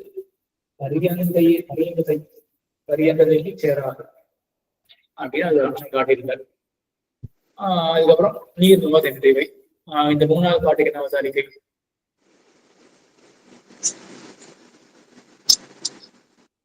அடியன் சாந்தி மாமிக்கு வாய்ப்பு கொடுக்கலாமா? கந்தசாமி சாமி. அடியன் சுவாமி. கீழே வந்து இவ்வளவு தோஷத்தை வந்து பார்த்தது தோஷத்தை வந்து ஆஹ் அது எல்லாத்தையும் பார்த்ததுனால எப்படி விட முடியும்னு இந்த சம்சாரிகள் கேட்கிறா. அப்போ வந்து இந்த நீர் ரொம்பதுங்கிறது அகங்காரம் அவகாரத்து விடுறதுதான் அதுக்கு வந்து சரியான இது அப்படின்ற மாதிரி. இல்ல கீழே அந்த தோஷத்தெல்லாம் இருக்கிறதால எப்படி விட முடியும்னு சம்சாரிகள் கேட்கிறா. அப்போ வந்து அனாதி காலமா இதெல்லாம் எங்க கிட்ட இருக்கே, இது எப்படி ஒரு இதுல விட்டுட முடியுமா அப்படின்னு கேட்கிறா. சோ அப்படின்னா இந்த அகங்கார மமக்காரங்கள் அதை விட்டாலே எல்லாம் வந்து நிவர்த்தி ஆயிடும் அப்படின்ற மாதிரி சொல்றேன். சரி, அந்த அம்சம் தான் முக்கியம். இப்போ அனாதி காலமா பற்றினத விடணும் அப்படின்னா என்ன வேணும்? அனாதி காலமா பற்றினதை விடணும் அப்படின்னு என்ன வேணும்? தோஷ தரிசனம் பண்ணணும், அது வாஸ்தவம் தான். அதுக்கு மேல அனாதி காலம் முயல வேணும். அனாதி காலம் முயல வேணும். அதுக்கு அனாதி இல்ல, அனந்த காலம். அனாதி காலமா இருக்கக்கூடிய வாசனையில இருந்து மீள வேணும்னா தோஷ தரிசனம் பண்ணணும் அப்படின்னு சொல்லிட்டாரு. அப்ப அனந்த கால தோஷ தரிசனம் பண்ணணுமே, அப்ப எங்க நம்ம மோட்சத்துக்கு போறது அப்படின்னு தான் கேள்விங்க. அதுக்குதான் இந்த சுருக்கமா இந்த சங்கிரகமா விட வேண்டியது அந்த தோஷ தரிசனத்தை சங்கிரகம் சாதிக்கிறது. யாருக்கு சுருங்க உபதேசிக்கிறது, எதை விடணும் அப்படின்றது சுருங்க உபதேசிக்கிறது. யாச்சும் அப்படின்னா தோஷ தரிசனம் பரிந்து சொல்லணும். அனாதிகாலம் பற்றி போன்ற விஷயங்களை விடும்போது பற்றின காலம் எல்லாம் வேண்டாவோ தனித்தனியே விடுவிக்க எண்ணில் அது வேண்டா எளிதாக விடலாம் என்று தியாகியத்தை 2 ஆகாரத்தாலே சுருங்க உபதேசிக்கிறார். ஆக தியாகியத்தை சுருங்க உபதேசிக்கிறார் அப்படின்னா நம்ம எல்லாத்தையும் வருவித்துக் கொள்ளணும். தோஷ தரிசனம் பண்ணுங்கோள் அப்படின்னு சொன்னது பிறகு இருக்கக்கூடிய பாட்டா இருக்கிறதுனால தோஷ தரிசனமா பண்ணா அனந்த காலம் பண்ணலாமா அப்படின்னு கேள்வி வர அவனுக்கு தேவை கிடையாது. இப்ப சுருங்க சொல்றாரு அப்படின்னா தோஷ தரிசனம் இத்தனை போதும், இத்தனை சுருக்கமா இருக்கக்கூடிய தோஷ தரிசனம் போதும் அப்படின்னு தாக்குறியும். நீர் நமது என்றவை இது ரொம்ப பழகி நான் ரொம்ப கேட்டதுதான். ஆழ்வார் வந்து நான் வந்து வெந்து போயிடு நான் என்னது அப்படின்னு சொன்னான். ஆனா நீர் நுமது அப்படின்னா உபதேசிக்கிறது நீர் நுமது அப்படின்னு சொல்லி ஆகணும். அது வேற இருக்கு. நீர் நுமது என்றவை வேறு முதல் மாய்த்து முதல் மாய்த்து அப்படின்னு தனியா பிரிச்சு வச்சுக்கணும் இல்லையா? வேறு முதல் மாய்த்து, வேறு நாள் ஒண்ணுதான், முதல் நாள் ஒண்ணுதான். இப்ப வேறு முதல் மாய்த்துனா அடியோட வாசனை இல்லாம, அடியோட வாசனை கூட இல்லாம சவாசனமாக போகும் அப்படின்னா என்ன அர்த்தம்?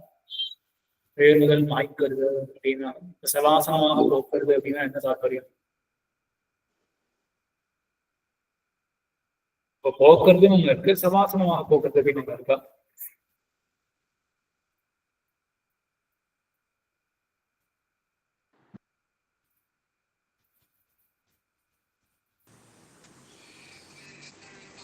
சர்வதமான பரிசீலிச்சு இருக்கு இல்லையா? அங்கே என்ன சொல்லுவா, எல்லாத்தையும் விடு அப்படின்னும் பொழுது லஜ்ஜா பயங்களோட விட வேண்டும் அப்படின்னு மேல் மறுகளிடாத படிக்கும். அதான் இங்க மறுகளிடாத படி அப்படின்றது தான் சவாசனம் அப்படின்னா மறுபடியும் நமக்கு வரக்கூடாது. அப்படின்னா அகங்காரம் காலத்தை விடுறது அப்படின்னா ஒரு நாள் விட்டுட்டோம், அது போதாது, சவாசனமாக விட மறுபடியும் நமக்கு வந்து அந்த இடத்துல தொற்றிக்கொள்ளாத படிக்க நாம அதை விட வேண்டும், சவாசனமாக போக்குறது அப்படின்றது. அப்பதான் கேள்வி வருது, இதெல்லாம் முடியுமா? சவாசனமாக போக முடியுமா? நித்தியசூரிகள் பண்ண நித்தியசூரிகளுக்கு இது கிடையாது. முக்தாத்மா அங்க போகணும்னா எல்லாம் வாசனையோட எல்லாமே போக முடியும். இங்க இருக்கும் பொழுது ஆரம்பத்தில் இருக்கக்கூடிய சவாசனமாக அகங்காரமாக பார்த்து விட்டு அப்படின்னா ஒட்டாதே அப்படின்னு ஆச்சாரியால் கேட்டு, ஆக வேறு முதல் மாய்த்து அப்படின்னா இப்படிப்பட்ட மாய்க்கை என்ன செய்யணும் இங்க சுவாமி? அந்த இது வந்து இந்த மாதிரி அகங்கார மமக்காரத்தோட இருக்கிறதே பெரிய பெருமையா ஒரு இருக்க வேண்டிய ஸ்திதியா நினைச்சிட்டு இருந்ததை விட்டு இது இருக்கக்கூடாது அப்படிங்கிற அந்த ஒரு எண்ணம் வந்தாலே இது மாய்த்த மாதிரிதான் கணக்கு. ஒரு இன்டென்ட் அதுவே பெரிய விஷயம் தான் அப்படின்னு சொன்னாங்க. ஆமா ஆமா, அதுக்கப்புறம் மேல பெருமாள் வந்து அதுவே பற்றாசாக கொண்டு பெருமாள் நிச்சயம் எல்லாம் பண்ணிடுவார். ஆக இந்த அகங்கார மமக்காரத்தை புருஷார்த்த புத்தியை தவிர்க்க வேண்டும். அகங்கார மமக்காரத்தை புருஷார்த்த புத்தி தவிர்க்கணும். இப்படிதான் 8ல பக்தி இருக்கு.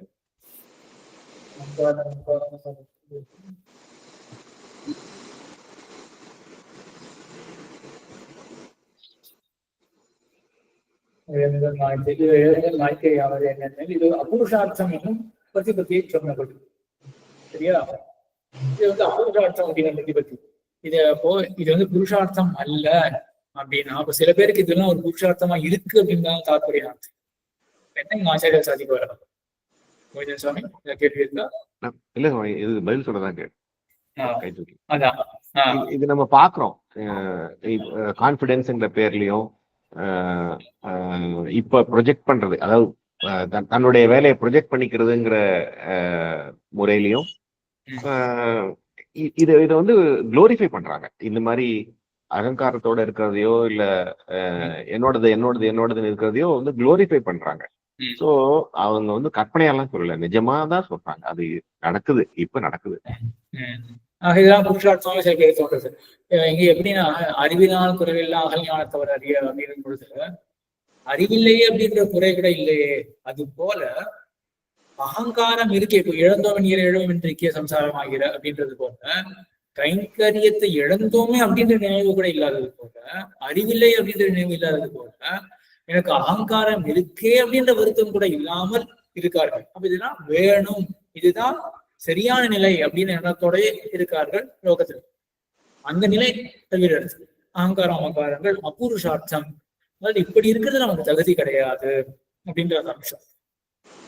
சரி, வேர் முதல் மாய்த்து, அப்புறம் இறை சேருமின் உயிர் கதை நேர்நிறை இல்லை. இறை சேமின் ஒரு பெரிய அர்த்தம் இருக்க மாதிரி தெரியல. இந்த அகங்காரம் அது இருக்கட்டும். கோவண சுவாமி எனக்கு சாதிப்பார், இருக்கிறது தான் வீட்டுல இருக்கிறது தான். 2 விருட்சம் வந்து ரொம்ப பின்னி பிணைந்து இருந்ததுன்னா அப்ப என்ன பண்ணுவோம் அப்படின்னா, ஒரு விருட்சத்தை மட்டும் வெட்டணும் அப்படின்னா மருந்து போடணும். அடியே மருந்து அடியில மருந்து போடுறோம். பெருங்காயம் அப்படின்னு சொல்லிப்பாரு. இன்னும் பெருங்காயம் தான் இருக்கு. பெருங்காயத்தை வைக்க அப்படின்னு. பெருங்காயம் அப்படின்னு அந்த காலத்துல படிக்க பெருங்காயம் என்ன பெருங்காயம் தான் நார்த் ஈஸ்ட் பெருங்காயம் பவுடர் தான் பாக்குறேன். ஒருவேளை அது கூட கூடாதுன்னு பெருங்காயம் ஒருவேளை எப்படி பெருங்காயம் பார்த்ததே கிடையாது, எப்படி இருக்குன்னு தெரியாது. அந்த பெருங்காயத்தை ஏதோ போடணும் அப்படின்னு வீட்டுல போட்டு கோவண சுவாமி தான் சாதிப்பாரு விஷயத்துல. இறை சேருமின் எம்பெருமானை அடைய வேண்டும் பெரிய ஒரு விஷயம் இல்லைன்னு நினைக்கிறேன். இறை சேர்ந்த அவ்வளவுதான். அக்கறாத விஷயங்களை விட்டுட்டு எம்பெருமானை இதெல்லாம் இந்த கெடுமரக்கரம் கரை சேர்ந்தார் போலே அப்படி அது ஒரு உதாரணம் காட்டுவார். உயிர்கதன் நேர்நிறை இல்லை, உயிர்கதன் நேர்நிறை இல்லை, இவ்வளவான உயிர்கதன் நேர்நிறை இல்லை அர்த்தம். அதாவது ஒரு அர்த்தம் வந்து எம்பெருமான் திருவடிகளை ஆசிரியப்பது, அதுதான் நமக்கு அல்டிமேட்டா கிடைக்க வேண்டியது, நிறைவானது. அதுதான் ஜீவாத்மாக்கு சீரியதானது அப்படின்னு அந்த நிறைவான ஒரு இது நிறை இல்லை. இதுக்கு நேரா இதுதான் நிறைவு நமக்கு தரும், செல்வம் நிறைவு சமிருத்தின்னு அப்படி ஒரு அர்த்தம் காமிக்கிறது. அப்புறம் எம்பெருமான நம்ம ஆசிரியிக்கிறோம், அந்த ஆசிரியனத்துக்கு ஈடா ஒன்னும் கிடையாது, அதுக்கு ஒத்ததாகவோ மேம்பட்டதாகவோ எதுவும் கிடையாது அப்படின்னு 2 அர்த்தம். நேராக ஒன்றும் இல்லை, நிறை அதுக்கு நேராகவும் நிறைய அதுக்கு மேம்பட்டதும் இல்லை அப்படின்னு. சரி, அப்போ முதல் வியாக்கியானத்துல எப்படி பதங்களை பிரிக்கணும்? அதன் நேர் அது ஒப்பு, நிறை இல்லைன்னா சமிருத்தி நிறைவு செல்வம் அந்த மாதிரி.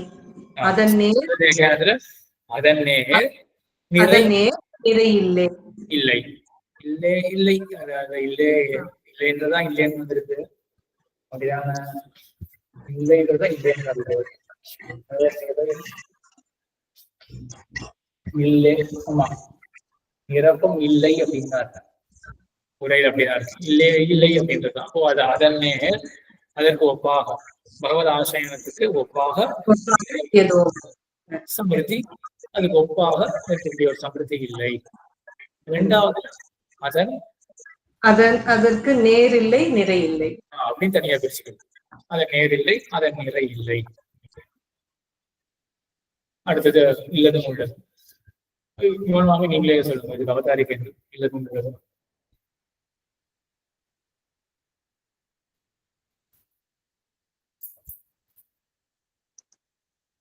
எம்பெருமான் நம்ம எல்லாரும் எல்லாத்தையும் விட்டுட்டு எம்பெருமான பத்தணும் அப்படின்னாக்கா, அப்ப அவனை பத்தணும்னா அவன்கிட்ட மேம்பட்ட விஷயங்கள் இருக்கா அப்படின்னு கேட்டுண்டு அதுக்கு இருக்கு அப்படின்னு ஆழ்வார் சொல்றார். எம்பெருமான் பகவான் எப்படிப்பட்டவன் அப்படின்னு மேன்மை வைலட்சண்யம் சொல்ல. சரி. சரி, இந்த வைலட்சண்யம் அப்படின்ற சொல்ல பத்தியும் தெரிஞ்சுக்கலாம். வைலட்சண்யம் அப்படின்றது இருக்கு இல்லையா, வைலட்சண்யம்னா விலக்ஷணசிய பாவகா, விலக்ஷணனுடைய தன்மை. விலக்ஷணம் அர்த்தம் நினைச்சேன் இவ்வளவு தனித்து விலகப்படுவது. விலக்ஷணம் அப்படின்னா தனிப்பட்டவன், அதாவது வேறுபட்டவன், அவ்வளவுதான். இதுதான் சிவபிரகாசிகாச்சாரியர் கேட்பார். இந்த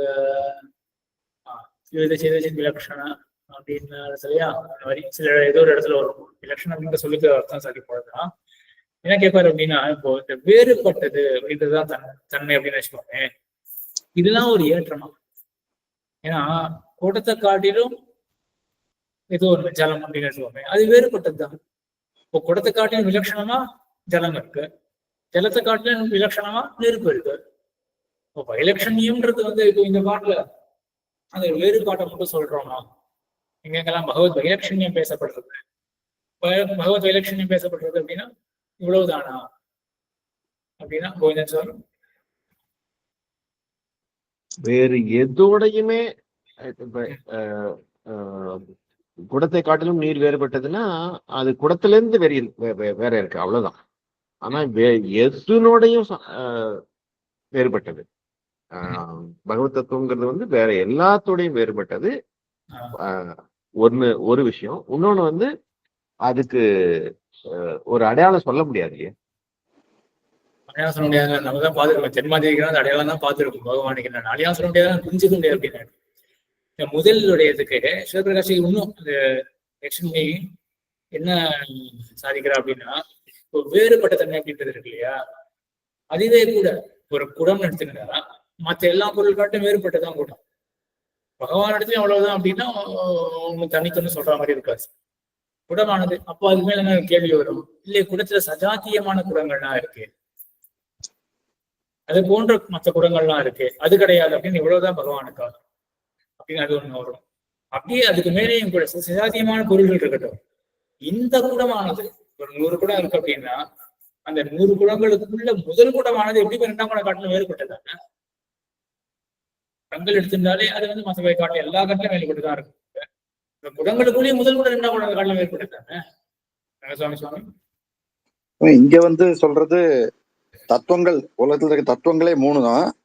அந்த 3 தத்துவங்கள்ல இந்த தத்துவம் வந்து தனித்து இருக்கு அப்படின்றது அப்படின்னு அதுதான் அது மேன்மையா. இப்போ அச்சித்து கூட தனித்து இருக்கு, அச்சித்து சித்தா கிடையாது, அச்சித் ஈஸ்வரனா கிடையாது. அப்போ அச்சித்து விலட்சணம் அப்படின்னு கூட சொல்லலாமா? சொல்லலாம் இல்லையா? விலட்சணம்ன்றது தனித்து இருக்கிறது அப்படின்னு அர்த்தம் தான். அப்போ அச்சித்து விலட்சணம் அப்படின்னு சொல்லலாமா? ஆக இங்கதான் இல்ல, அச்சித்துக்கு ஒரு மாறுபடுற தன்மை இருக்கிற மாதிரி சித்துக்கும் வந்து தேக சம்பத்தினால அதே மாறுதல் தன்மை இருக்கு. ஆனா ஈஸ்வரனுக்கு வந்து அந்த மாறுதல் தத்துவங்களே கிடையாது. இல்ல, ஆனா கேள்வி என்ன அப்படின்னா, விலட்சணம் அப்படின்னு சொல்றோம். விலட்சணம் அப்படின்றது வந்து ஒரு பெரிய ஒரு ஏற்றமா, விலட்சணம் அப்படின்றது வந்து வெறும் ஒரு வேறுபாடு அப்படின்னு வச்சுக்கிட்டோம்னா எல்லா பொருள்களும் மற்ற பொருள்களுக்கு காட்ட வேறுபட்டு தானே இருக்கு. இது தனித்து பகவானுக்குன்னு தனியான சொல்லி என்ன பண்ண போறோம்? பகவான் சித்தையும் அச்சித்தை காட்டிலும் வேறுபட்டவன். ஆனா இது எப்படி பெருசா கொண்டாடுறோம்? விவித சிதச்சித் விலட்சணன் பகவான் அப்படின்லாம் கொண்டாடுறோம். என்ன பெரிய திருவித சிதச்சித் விலட்சணன்? குடத்தை எடுத்துக்கோங்க, அதுவும் இருக்கட்டும். குடத்தை எடுத்துக்கிட்டாலும் கூட குடம்னு எடுத்துக்கிட்டா கூட குடத்தை கொண்டாடலாம் எல்லாருமே. இந்த குடம் இருக்கே உலகத்துல இதை காட்டிலும் இதை ஒழிய எண்ணற்ற பதார்த்தங்கள் இருக்கு, இன்ஃபைனைட் பதார்த்தங்கள் இருக்கு. எல்லாத காட்டிலும் குடமானது வேறுபட்டது சொல்ல முடியாதானே? ஒவ்வொரு பொருளுமே சர்வஸ்மா விலட்சணம் சொல்லலாமே, ஒரு ஏற்றமா சொல்லுவோமா நம்ம? அது இந்த இடத்துல வைலட்சண்யம் அப்படின்றது வெறும் வேறுபாடு அப்படின்றது மட்டும் கிடையாது, ரூடமா வைலட்சண்யம் நிலையானதுன்றது, அதாவது எப்போதும் நிரந்தரமா அந்த விலட்சணத்தன்மைங்கிறது எப்போதும் நிலையற்றதா இருக்குன்றது தானே. நிலையற்ற தன்மை இங்க இல்லை அப்படின்னா பொதுவாகவே பகவான சொல்லும்போது இங்க வந்து பகவான் நிலையற்ற தன்மை இல்லாதவன் அப்படின்றது அந்த வேறுபாடுலாம் இருக்கு இல்லையா. அப்ப வெறும் வேறுபாடு அப்படின்றது கிடையாது, ஒரு உயர்ந்த தன்மை அதுவே வேறுபாடாக இருக்கு. சரியா? அப்ப வைலட்சணம் அப்படின்னா வெறும் வேறுபாடு அப்படின்றது கிடையாது, உயர்ந்த தன்மை ஒன்று வேறுபாடாக இருக்கு. இது கூட விஷயத்துல சொல்ல முடியாது, உடம்பு வேறுபட்டதுதான், எல்லாத்த காட்டிலும் வேறுபட்டதுதான். ஆனா அந்த வேறுபாடுன்றது உயர்ந்த தன்மையாக இருக்கா? இங்க பகவானுக்கு இருக்கக்கூடிய வேறுபாடு என்ன அப்படின்னா அவன் மாறாதவனாக இருக்கான், இது உயர்ந்த தன்மை. அப்போ உயர்ந்த தன்மை ஆகிற வேறுபாடு வைலட்சண்யம் என்று சொல்லப்படுறது. அந்த வேறுபாடு புரியுறது. அப்போ வைலட்சணியம் அப்படின்னால என்ன? வெறும் வேறுபாடு. வேறுபாடு சொன்னா என்ன பயன் இருக்கு அப்படின்னு கேள்வி வர, இங்க சொல்லப்படுற வைலட்சணியம், இங்க சொல்லப்படுற வேறுபாடு உயர்ந்த தன்மை ஆகிற வேறுபாடு. சுத்தபிரகாசிகள் இருக்கிறது தான் ஆதியில சாதிக்கிற விஷயம். ஆக அதுக்கு மேல இல்லதும் உள்ளதும் அல்லது அவனதும், ரகுராமன் சாமி இல்லதும் உள்ளதும் அல்லது அவனதும். இல்லதுன்னாக்கா எப்பயும் மாறிண்டே இருக்கு, அதனால அச்சித்தை வந்து இல்லைன்னே சொல்லிடலாம். அது மாதிரி இருக்கு, அதனால இல்லதுங்கிறது அச்சித்தை பத்தி சொல்றது. உள்ளதுங்கிறது எப்பயும் நித்தியமா இருக்கிற ஜீவாத்மாவை சொல்றது, இது ஒரு அர்த்தம். இன்னொன்னு வந்து இல்லதும் உள்ளதும் உள்ள இருக்கக்கூடிய ஜீவாத்மா. இல்லுங்கிறது வீடு, இந்த சரீரம், அதுக்கு உள்ள அது அது அச்சித்து. அப்புறம் உள்ளதும் அது உள்ள இருக்கிற அதுவான ஜீவாத்மாவும். ஆக இந்த இல்லது உள்ளது இதே போல விஷ்ணு ஸ்லோகம் வரும். சத்தா சத்தா ஸ்ரீபாஷத்துல எடுப்பா. இதே மாதிரிதான் அச்சித்தம் வந்து இல்லை அப்படின்னு சொல்லுவோம், சித்தம் வந்து இருக்கு அப்படின்னு சொல்லுவோம். இது வந்து சத்தியம் அப்படின்னும் அது வந்து அசத்தியம் அப்படின்னு. இதெல்லாம் உடனே சட்னு இப்போ மாயாவாதம் பண்ணும் பொழுது இது அசத்தியம் தானே அப்படின்ற மாதிரி தோன்றும். கிடையாது, அசத்தியம் அப்படின்றதுக்கு என்ன தாற்பயம் அப்படின்னா மாறிண்டே இருக்கும். இங்க இப்போ அப்படிதான் இல்லது அப்படின்ற அச்சித்தம் வந்து இல்லாதது அப்படின்ற. நீ ஆழ்வார் முதல் பாட்டிலேயே பொய் நின்ற ஞானம் அப்படின்னு சாதிக்கும் பொழுது பொய்யை பற்றின ஞானம் அப்படின்னு தானே.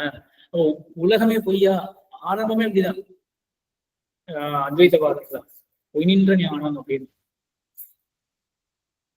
ஆக இந்த பொய்யோ அசத்தியமோ இல்லது அப்படின்னு சொல்றது எல்லாமே அந்த மாறிக்கொண்டிருக்கிற தன்மையை பற்றி வந்தது. இல்லதும் உள்ளதும் அல்லது அவனுரு, அவனுரு அல்லது கோவிந்தன் சுவாமி அவனுரு அல்லது இல்லதும் உள்ளதும் அல்லது அவனுரு. அவனுருன்னா அவனுடைய சொரூபம், அவனுடைய சொரூபம், தன்மை இல்லை சொரூபம், அவனுடைய சொரூபமே தான் அவன் அப்படின்றது தான். இப்போ அவனுடைய சொரூபம் கடைசியில் என்ன? அவன், அவ்வளவுதான். அவன் இல்லதும் அல்ல, அவன் உள்ளதும் அல்ல. இல்லதும் உள்ளதும் அல்லது அவனுடைய சொரூபம் ஒரே கன்ஃபார்ம் பண்ணின்ற அப்படின்றது சரி அர்த்தம் அது மாதிரி வர வாய்ப்பு கிடையாது. இல்லதும் உள்ளதும் அல்லது அவனுடைய ஒரு சொரூபமானது. சரியா? அவனுடைய சொரூபம் அப்படின்னா என்ன அர்த்தம்? அவனுடைய சொரூபம்னா கடைசியில் அவன் தான். அவனை தானே வந்து அச்சித் விலட்சணன், அச்சித் விலட்சணன் யாரும் சொல்ல முடியும்? அவனை தான் சொல்லணும், நேரம் அவனை தான் சொல்லணும். அவனுடைய ஒரு தன்மை அப்படின்னா இந்த அர்த்தம் சரி வராது. ஆக இல்லதும் உள்ளதும் அல்லது அவனோடு எல்லையில் அன்னலம் உண்டு பற்றற்றை. எல்லையில் அன்னலம், அந்நலம் என்றது ரங்கசாமி சுவாமி. எல்லா கல்யாண குணங்களுக்கும் இருப்பிடமாய் எல்லையற்ற ஆனந்தமயமான எல்லையற்ற ஆனந்தமயமான நலத்தை உடையவன். எல்லையற்ற ஆனந்தம் தான் இங்க நலன். நலன்றதுக்கு எந்த அர்த்தம்? உயர் நலத்துல பார்த்தா மாதிரியேதான் ஆனந்தம் கொள்ளலாம், இல்லாட்டி எல்லா கல்யாண குணங்கள் அப்படின்றதையும் கொள்ளலாம். அப்படிப்பட்ட நலத்தை உடையவர் எல்லையில் நலம் புல்கு. இப்ப பாட்டிலேயே பார்க்கணும், அப்போ அந்நலம் அப்படின்னு தான் இருக்கு. நம்ம இங்கதான் என்ன பண்ணணும், லட்சணா வச்சுக்கணும். நலம்னு சொன்னா கூட என்ன அர்த்தம்? இப்போ கல்யாண குணங்கள் பகவான் தான். அப்ப எப்படி பகவான் கிட்ட போறது? கல்யாண குணங்கள் அத்தை உடையவன் அப்படின்னு. எல்லையில் அந்நலமுடையான், அந்நலனுடைய ஒருவனை அப்படின்னு 4ஆம் பாட்டு வருது இல்லையா? அந்த மாதிரி ஒண்ணு இல்லையே 3ஆம் பாட்டு. நலனுடை அப்படின்னு வரல இங்க. எல்லையில் அந்நலம் புல்கு, அவனை போய் கட்டிப்பிடிச்சு புல்குதல்னு என்னது? அணைக்கிறது. ஆனா நலம் அப்படின்னு இருந்தா கூட இங்க நலத்தை உடையவன் இந்த வரைக்கும் எடுத்துட்டோம். அந்நலம் புல்கு பற்றற்று, எல்லையில் அந்நலம் புல்கு பற்றற்று அப்படின்னு. அந்நலம் புல்கு அப்படின்றது அந்நலத்தை உடையவன், அவனுடைய திருவடிகளிலே அவனை புல்குன்றது வந்து அந்த அணைக்கிறது தான். பற்றற்றை அப்படின்றது இதுக்கு ரொம்ப சுவாரஸ்யமா இருக்கும். யார் சொல்றாங்க? குணவாமி. எம்பெருமானோட அந்த எம்பெருமானுக்கு இருக்க அந்த வைரக்ஷண்யத்தை பார்க்கும்போது மற்ற விஷயங்கள் விட்டுட்டு நம்ம எம்பெருமான, ஏன்னா புல்குன்னு சொல்லும்போது ஒரு ஆசையோட எம்பெருமான அணுகிறது. மற்ற விஷயங்கள்ல இருக்கிற அவனோட எம்பெருமான மேன்மையை பார்க்கும்போது மற்ற விஷயங்கள்ல இருக்கிற பற்ற விட்டு நம்ம போய் அவனை பற்றுறோம் அப்படிங்கிற மாதிரி. ரெண்டு அர்த்தம் ஞாபகம். புல்கு பற்றற்று, புல்கு ரெண்டு அர்த்தம் தான் ஞாபகம்.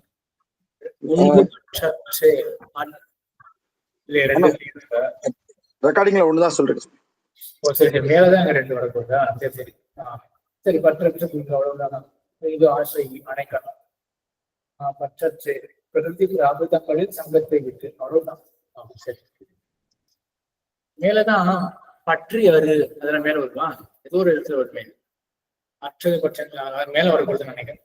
பற்றி அரு அப்படின்றதுதான் 5வது பாட்டுல இருக்கு வருது இல்லையா? பற்றியரு அப்படின்னு. சரி, அதையும் பார்த்தலாமா? 5ஆம் பாட்டு. இந்த 5வதுன்றது இல்லையா, இந்த 5ன்றது கொச்ச தமிழ் அப்படின்னு கேள்விப்பட்டிருக்கேன். ஆனா மஞ்சு சேர் வானெரு நீர் நிலம் காலிவை மயங்க 5 சேர் ஆக்கை அப்படின்னு திருமங்கையாளரே சாதிக்கிறார். 5 சேர் ஆக்கை அப்படின்னு ஆமணிகள் சாதிக்கிறார். 5 குடி அப்படின்னு சாதிக்கிறார். ஒரு வியாக்கியம் இருக்கு 5 குடி அப்படின்றதுக்கு. 5 பேருடைய 5 பேர் சேர்ந்த குடி அப்படின்னு. ஆனா 5ன்றது வந்து கொச்ச வார்த்தை அப்படின்னு கேள்விப்பட்டிருக்கேன். அனுஷேர்லயே வருது 5 அப்படின்னு.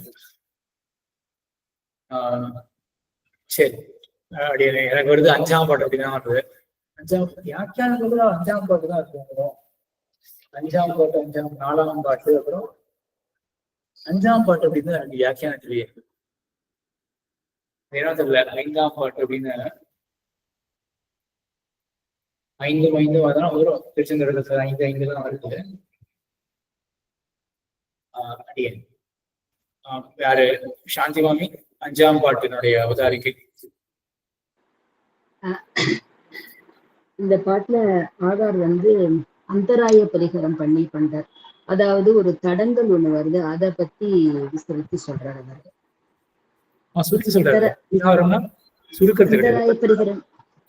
அந்தராய பரிகாரம்னா இதுல ஒரு தடங்கள், அதை பத்தி சொல்ல வர. பரிவாரம் அதை போக்குறது எப்படி அப்படிங்கிறது. போக்குறது தடங்கள் எப்படி போக்குறது? தடங்கள் போக்குறது. இந்த தடங்கள்லாம் இங்க சொல்றது வந்து இந்த கைவல்யார்த்தி அதை பத்தி சொல்றது. தடங்கள்ங்கிறது இந்த கைவல்யார்த்தம், அதை பத்தி தெரிவிக்கிறது. கைவல்யம் மோட்சம், கைவல்ய மோட்சம், ஆத்மானுபவம், அதான் தடங்கள் அப்படி. அதை பத்தி இந்த பாசுரத்துல விவரிக்கிறது. முதல் அடி பின்னி நிலை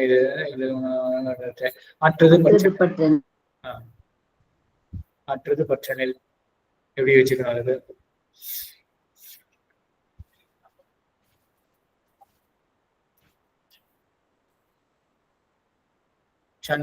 சாந்தி விமலா மாமியா? விமலா வேண்டாம், சாந்தி மாமியா நான் கேட்டேன்.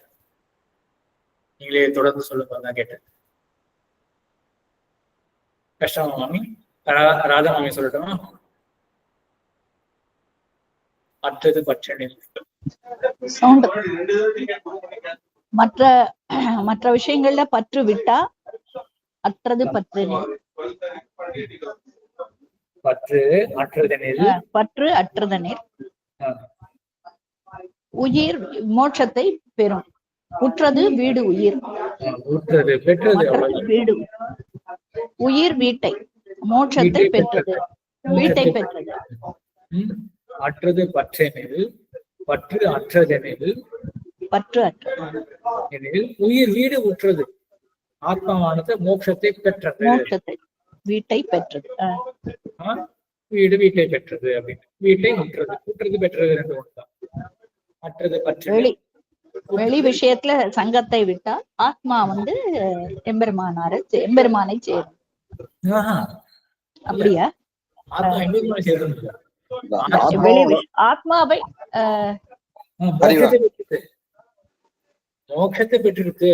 மோட்சத்தை ஆத்மா மோட்சத்தை பெறும் பெற்றிருக்கு அப்படின்னு ஒரு எண்ணம் வரும். ஒரு எண்ணம். அதெல்லாம் சேர்த்துக்கணும் பாட்டுல. அந்த எண்ணம் அப்படின்றதெல்லாம் இல்ல. அட்டது பற்றனை உற்றது வீடு உயிர், வீட்டை உற்றது உயிரானது அப்படின்னு இப்ப இது நம்மளுடைய ஸ்டேட்மெண்ட் கிடையாது. உற்றது அப்படின்னா பற்று பாக்கிய விஷயத்துல சங்கம் அற்றது என்றால் ஆத்மாவானது வீட்டை பெற்றது அப்படின்னு நம்மளுடைய ஆழ்வாருடைய ஸ்டேட்மெண்ட் கிடையாது. புரியுதா? அற்றது பற்றனை வீடு உற்றது உயிரானது வீட்டை பெற்றது அப்படின்னு ஆழ்வார் இங்க ஒரு பிரதிஜா பண்ணல என்ற ஒரு எண்ணம் வரும் அப்படின்னு அவங்கதான் சேர்த்து. உயிர் வீடு உற்றது என்ற ஒரு எண்ணம் வரும். அதுல ஒரு கால் தாழ பண்ணும் அனுபவமானது இதுவே போதுமே அப்படின்ற ஒரு எண்ணத்தை கொடுக்கும். வீட்டை பெற்று விட்டோம் அப்படின்ற எண்ணத்தை கொடுக்கும் அப்படின்றதெல்லாம் சேர்த்துக்கணும். அற்றது பற்றனை உற்றது வீடு உயிர். அதுக்கப்புறம் செற்றது யார் சொல்லலாம்? யாரு நீ கம்மியா? சரி, ரங்கசாமி சாமி. இந்த எண்ணத்தை, அதாவது இந்த கைவல்யான ஆத்ம அனுபவமே போதும் அப்படிங்கிற எண்ணத்தை அறவே விட்டு செற்றது அப்படிங்கிறதுக்கு செற்றதுன்னா எப்படி பிடிக்கணும்? செற்றது அப்படின்னு செற்றதுன்னா ஏதோ செத்து போயிடுது அந்த மாதிரியா? அது செற்று அது செற்று அத்தை செடுத்து முகம் சிதற புடைத்து இந்த எண்ணத்தை விட்டு அவ்வளவுதான். ஆனா செற்றது அப்படின்ற சொல்லிக்கு என்ன அர்த்தம்னா செற்று அது செற்று அப்படின்னு. அத்தை செருத்து அத்தை முகம் சிதற புடைத்து செற்றது. மண்ணுரில் அப்படின்றது ரகுராமசாமி. மண்ணுரில் மண்ணா உரில் அப்படின்னு. மண்ண உரில் மண்ணன மண்ணுவதற்கு இந்த மாதிரி அழிச்சு பகவான் கிட்ட மண்ணுவதற்கு நிலையாக இருப்பதற்கு எண்ணம் இருந்ததுன்னா அப்போ நிலை பெறுவதற்கு எண்ணம் இருந்தால் மண்ண ஊரில் செற்றது. மண்ணூரில் அற்றிரை பற்று. இங்கதான் ரெண்டு வியாக்கியானம். கோவிந்தன் சாமி. அற்றிரை பற்று அந்த பற்றை விடுத்து இறைவனை பற்ற வேணும். அந்த பற்றுங்கிற இடத்துல கைவல்யத்தை விட்டு அப்படிங்கிற மாதிரி. அப்படியா? அற்று இறை பற்று 2-3 வியாக்கியானம். இன்னும் ஒண்ணு ஞாபகம் அப்படின்னா அற்று இறை பற்று அப்படின்றது இல்லையா? அற்று இறை பற்று அதாவது விடும் பொழுது என்ன தாற்பயம்னா நம்ம விஷய சங்கத்தை விடுறோம். விஷய சங்கத்தை விடும்போது என்ன ஆகும்? நமக்கு அப்ப ஆத்மா அனுபவம் தோற்றும். அப்ப அதுவே போதுங்க அப்படின்ற எண்ணம் பழங்களாக அமையும். ஆத்மா அனுபவம் எப்ப தோற்றும்? விஷய சங்கத்தை விடும் பொழுது. விஷய சங்கத்தை விடும் பொழுதே எம்பெருமான பற்றி கொண்டே விட்டோமே என்றால் அப்ப நமக்கு இந்த அந்தராயமே வராது. வாசிப்புரியுதா? இப்ப விடும் பொழுது எம்பெருமான பற்றி கொண்டே விட்டோமே என்றால் இந்த அந்தராயம், இந்த தடங்களே வராது. சுவாமி சுவாமி. மார்பால் மனம் சுழிப்ப. மார்பால் மனம் சுழிப்ப. அவ முதல்ல மார்பால் மனம் சுழிப்ப, அதுக்கப்புறம் மங்கையர் தோல் கைவிட்டு அப்படின்னு பகவத் விஷயத்தை பற்றி அதுக்கப்புறம் இத்தர விஷயத்தை விடுறது. அது 2வது வியாக்கியானத்துக்கு தான் அமையும். இறையை பற்றி இத்தை அறு அப்படி 2வது வியாக்கியானம் இருக்கு இல்லையா? அற்று இறை பற்று, இறையை பற்றி இத்தை அறு அப்படின்னு மாத்திக்கிறார் இல்லையா? அந்த விகுதியை மாத்துறாரு, வினை எச்சத்தை போய் மாத்திக்கிறது. முற்ற எச்சமாக்கிட்டு எச்சத்தை முற்றாக்கிறது. அது 2வது வியாக்கியானத்துலதான் இறையை பற்றி இத்தை அறு அப்படின்னு. அதுதான் சொல்லிட்டேன், இறையை பற்றி அறு அப்படின்றதுக்கு நான் சொல்லிட்டேன் நினைக்கிறேன். விடும் பொழுதே பகவானை பற்றி விட்டா அப்போ அந்தராயமே வராது அப்படின்னு. அதுக்கு முன்னாடி அப்படின்னு அர்த்தம் அற்று இறை பற்று இல்லையா? அற்று இறை பற்று ஆசிரிக்கும் போது உன்னை எம்பெருமானுக்கே சேஷமாக இறையை பற்றும் போது அற்றே பற்ற வேண்டும். அற்றே பற்ற வேண்டும் அப்படின்னு. அற்றே பற்ற வேண்டும்னா அவனுக்கு நான் சேஷபூதன்ற அவர் தான் சுவாமின்ற அந்த நினைவோட நினைவோட அந்த அவரை பிரதிபத்தியோட பற்றணும், பற்ற வேண்டும். பிரதிபத்தியோட பற்றணும். சரியா? அப்போ இதுவும் இது ஒரு சமாதானமா ஆகுமா? ஆழ்வார் சாதிக்கிறது எப்படி சமாதானமாக கொள்ளலாம்? இப்ப ரெண்டாவது சுலபம் ஆழ்வார் நம்ம என்ன பண்ணணும், இப்போ அந்தனாவே பரிகாரம் பண்ணணும், தடங்களை போக்கி கொடுக்கணும். ரெண்டாவது சொன்னது யாராவது அனுவாதம் பண்றீங்களா? ரெண்டாவது தடங்கள், ரெண்டாவது வியாக்கியானத்துல தடங்கள் எப்படி போகிறார்? அதாவது மார்பால் மனஞ்சொழிப்ப முக்கிய கைவிட்டு இறையை பற்றி அரு அப்படின்னு சொல்றதுனால தடங்கள் எப்படி போறது? முதல்ல பற்றிட்டோம், எம்பெருமான பற்றிட்டோம், அப்புறம் இந்த பாக்கி விஷயங்களை விட்டுட்டோம்னா வேற ஒன்றும் வழி கிடையாது. வேற தனியா தனிச்சு போறதுக்கு வழி கிடையாது. டைரக்டா எம்பெருமான்ட்டு சேர வேண்டியதுதான். அந்த நடுவுல போய் விழுந்துடுற சான்ஸ் வராது. சரியா? இப்ப இது ஆத்மா அனுபவம் ஒரு பெரிய விஷயமாக தோற்றாது. சரியா? எம்பெருமான பற்றி இத்த விடும் பொழுது அப்ப பகவத் அனுபவமும் நம்ம கூடவே இருக்கே. அப்ப ஆத்மா அனுபவம்ன்றது ஒரு பெரிய விஷயமா தெரியாது. சரி, இது இந்த சமாதானம் சுலபமா புரிஞ்சிருக்கு. முதல் அந்த அற்றே பற்று, அவனுக்காகவே அற்றுத்தி இருந்து அப்படின்னு பொழுது இது எப்படி சமாதானமாக அமையும்? இது ஒரு பரிகாரமா எப்படி அமையும்? முதல்ல அந்த ஞானத்தோடைய அவன் தான் சேஷபூத்தன், நம்ம தான் சேஷபூத்தன். அவன் சேஷிக்கிற ஞானத்தோடயே அவனை முதல்ல ஈடுபட்டாக்கா அப்போ ஆத்மானுபவம் குறுக்க வரும். அது ஒரு பெரிய விஷயமாவே தோணாது. அப்போ இங்க என்ன தோணுதுன்னா, பெரிய விஷயமா தோணுதுன்னு இருக்கு இல்லையா ரங்கசாமி சாமி? அது அது கைவல்யார்த்தியோட அந்த இதுல பார்க்கும்போது பகவான சுத்திக்காக வச்சுக்கிறார். அந்த அதுக்காக மட்டுமே பகவான் அவரை பண்ணிக்கிறார். ஆனா அற்றே பட்டுன்னு வரும்போது நம்ம அவரை சுவாமியா சேஷியா எடுத்துட்டு அவனுக்கே அடிமைங்கிற எண்ணத்தோட பட்டுறோம். சரியா? இது அனைவது அரவணை மேல் பூம்பாவை யாகம் புணர்வது அப்படின்னு இருகளிறப்பினும் ஞானிக்கும் பயனிலை அந்த இடங்கள்லாம் கைவல்யார்த்தியை பத்தி சொல்லும்போது அரவணை அப்படின்னு சுத்தனை, ஆடிப்படை அந்தனை அப்படின்றது சுத்தன் அப்படின்னு. ஆக எப்படி அந்த அஷ்ட கல்யாண குணங்கள் பகவானுக்கு இருக்கோ அதே போல ஒரு சுத்தி எனக்கும் வேணும் அப்படின்ற எண்ணத்தோட தான் இவன் ஆத்மானுபவத்தை பெற பார்க்கறோம். அப்ப பகவத் உபாசனமும் அங்க அடங்கி இருக்கு. அந்த சாதிருஷ்யம் மாதிரி நம்ம பார்த்துக்கலாம். சாதிருஷ்யம் அப்படின்னு ஒண்ணு பார்த்தோம் இல்லையா போன வாரம் பார்த்தோம். அது போல அப்படின்ற ஒரு எண்ணத்தோட இவன் பகவானை பற்றலாம். இப்போ பற்றும்பொழுது அந்த மாதிரி எண்ணத்தோட பற்றாமல் அற்றே பற்ற வேண்டும், அவனுக்கு அற்று தீர்ந்து பற்ற வேண்டும், சேஷபூதனாக இருந்து கொண்டு பற்ற வேண்டும், சேஷத்து பிரதிசந்தானம் வேணும் அப்படின்னு. இப்படி சொன்னோம்னா போனதுக்கும் இதுக்கும் என்ன வாசி தோன்றதுன்னா, போன பட்சத்துல எம்பெருமானுடைய போக்கியத்துவத்துல நோக்குன்னு தோன்றது. மார்பால் மனச்சொழிப்ப எம்பெருமானுடைய போக்கியத்தையில ஈடுபட்டு மற்ற விஷயங்கள்லாம் விடுறோம். அப்போ பகவானுடைய போகியத்தையில ஈடுபட்டதுனால ஆத்ம போகியத்தை பெருசாவே தோன்றாது அப்படின்னு போகியத்தையில நோக்கா தோன்றது அந்த பட்சத்துல. ரெண்டாம் பட்சத்துல அற்றே அப்படின்றதுக்கு நம்ம சேஷத்துவம் அப்படின்னு தான் பார்த்துட்டோம். இதுல என்ன தாற்பயமா இருக்கணும் தோன்றது?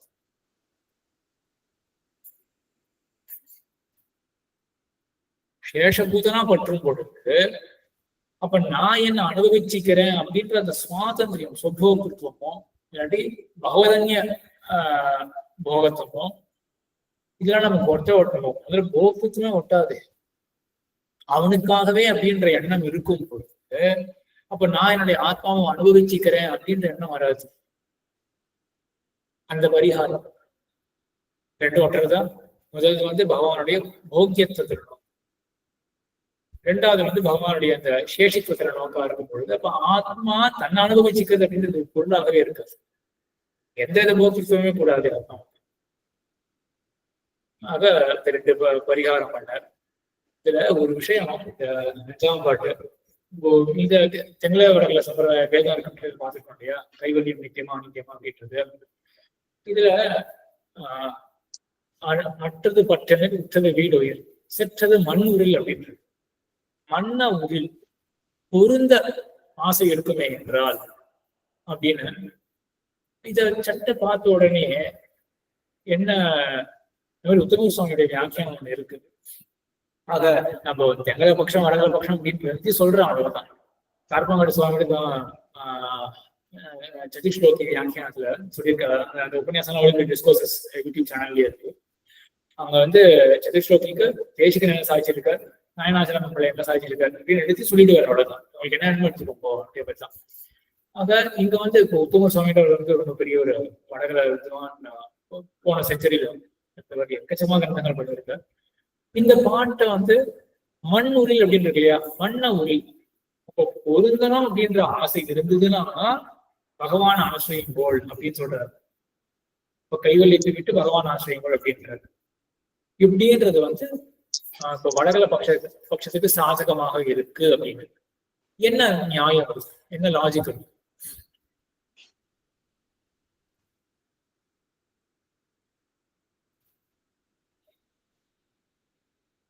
சொல்ல வச்சு மண்ணூரில்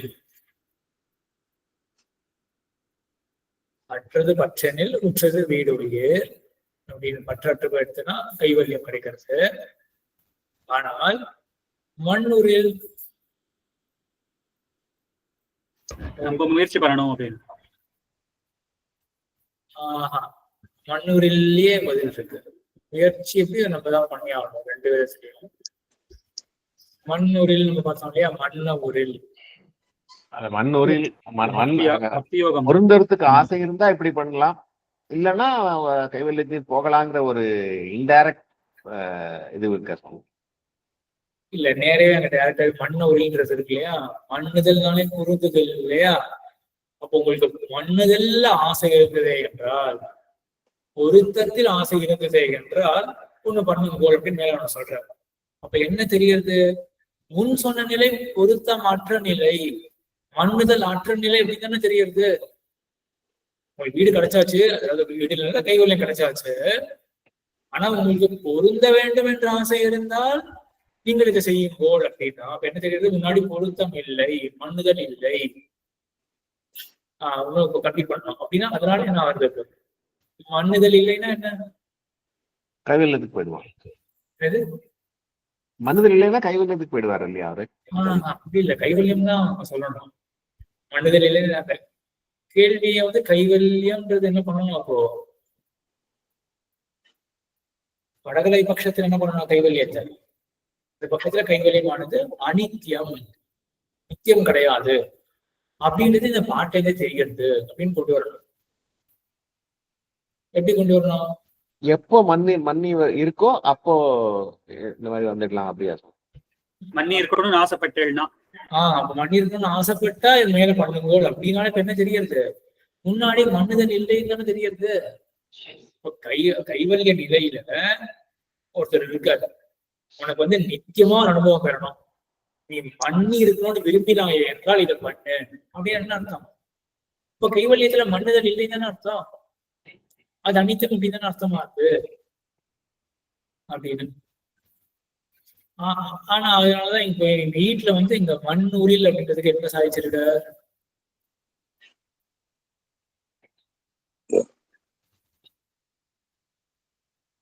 வெறும் நிலை பெற்று இருக்க வேண்டும் அப்படின்ற மாதிரி ஆயிடுச்சுன்னா என்ன ஆகும்,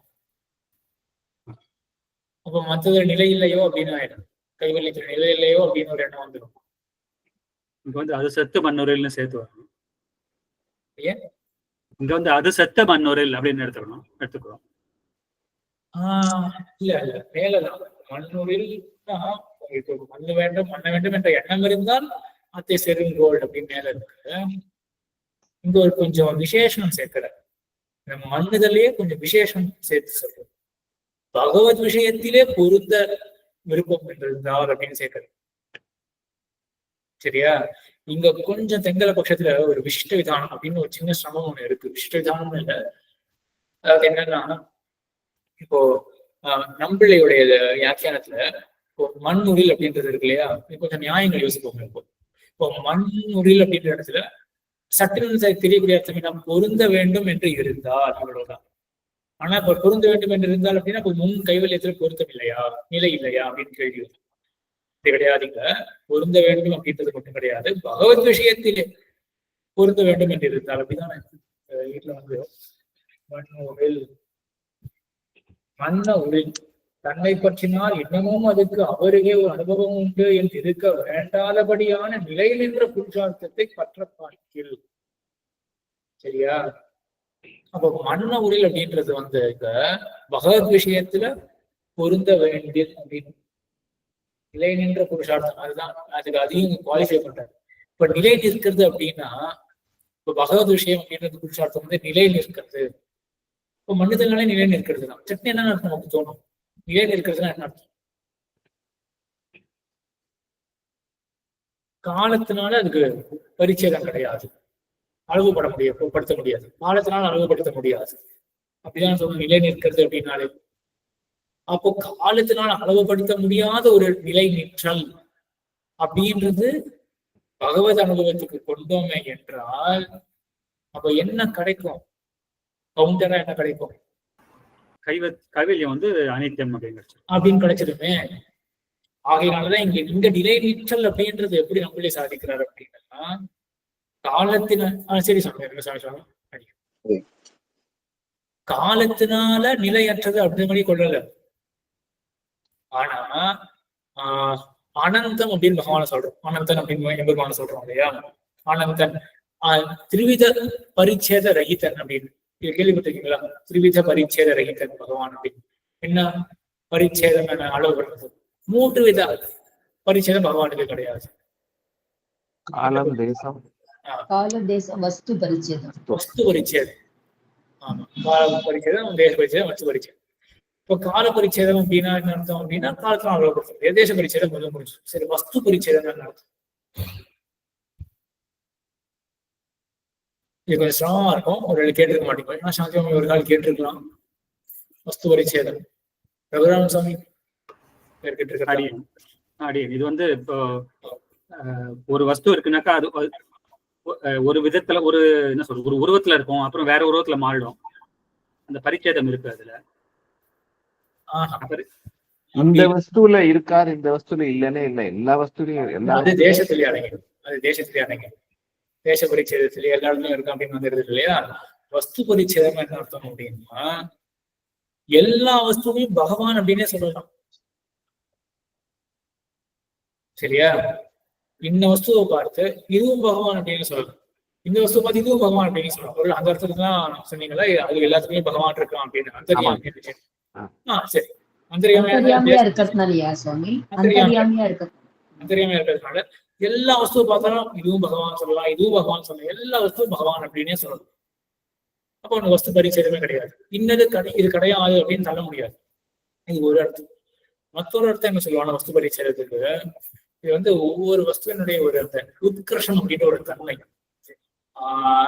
ஒரு சுவர்ணத்தை எடுத்துட்டோம் அப்படின்னா அந்த காலத்திலேயே சாதிச்சிருக்காங்க. சுவர்ணத்தை எடுத்துதான் சாதிச்சிருக்கலாம். இந்த காலத்துல வந்து இந்த கேரட் ஏதோ சொல்றோம் இல்லையா? அப்போ இந்த தங்கமானது இதை காட்டும் வசந்தது, இது எதை காட்டும் வசந்தது, இது எதை காட்டும் வசந்தது அப்படின்னு ஏத்தின்னு போறோம் இல்லையா? அப்புறம் 24, 22 24 நினைக்கிறேன் இல்லையா? 24 அப்படின்னு அதுக்கு மேல தரம் எதுவுமே கிடையாது. இந்த மாதிரி வசதியுமே போறோம் இல்லையா? அது போல அனந்தமாக பகவான் இருக்கான். அவனுக்கு வந்து பரிச்சேதம் கிடையாது அப்படின்னா இவனை காட்டிலும் மேம்பட்ட ஒரு பொருள் இருக்கு அப்படின்றது காட்ட முடியாது. அதுவும் வஸ்து பரிச்சேதம் ராகித்யம் அப்படின்னு சொல்லுவோம். வஸ்து பரிச்சேத ராகித்யம் சொல்லுவோம். இவனை காட்டும் மேம்பட்ட வஸ்து கிடையாது அப்படின்னு. இங்க அந்த மாதிரி நிலையற்றது அப்படின்னு இங்க வருதுன்னா கால பரிச்சேதம் சொல்லப்பட வைங்க. வஸ்து பரிச்சேதம் சொல்லப்படுறதுனால இப்ப கைவல்யம் வந்து பரிச்சின்னம். எப்படி பரிச்சின்னம்? கைவல்யத்தை காட்டிலும் பகவத் அனுபவம் மிக்கு இருக்கே. அப்ப அது நிலை உள்ளது. பகவத் அனுபவம் நிலையற்றது. அதாவது அது நிலை நின்றது. கைவல்யம் வந்து நிலையற்றது. ஏன்னா பரிச்சேதம் இருக்கிறது. பகவத் அனுபவம் அப்படி கிடையாது. அது நிலை நின்றது. அதுக்கு மேல ஒரு வஸ்து இருக்குன்னு சொல்ல முடியாது. அப்படிப்பட்ட ஒரு மண்ணுதல்ல. அப்ப புருஷார்த்தம் மண்ணி இருக்கிறபடியினால அப்போ மண்ணி இருக்கிற புருஷார்த்தத்துல நீ இருக்க வேண்டுமா அப்படின்னு அர்த்தம். வாசிக்கிறீர்களா? மண்ண உரில் யாராவது அனுமானம் பண்ண முடியுமா? உத்தமர் சாமி போல் மாதிரிலாம் மண் உரில் அப்படின்னு எப்படி எடுத்துப்பா அர்த்தத்தை? மண்ண உரில் அப்படின்னு என்ன அர்த்தம் எடுத்துப்பா? காலத்தால அது நித்தியமா அனித்தியமா அப்படின்னு எடுத்துக்கலாம். அப்ப காலத்தாலே நீங்கள் இருக்க நினைக்கில் அந்த மாதிரி. மன்ன இருக்கில், மன்ன விரும்பினீர்களே என்றால் மன்ன ஊரில். இங்க காலத்தினால ஒரு பரிச்சைகள் ஆயுத்தம் வரணும் அப்படின்னு உங்களுக்கு எண்ணம் இருந்ததே என்றால்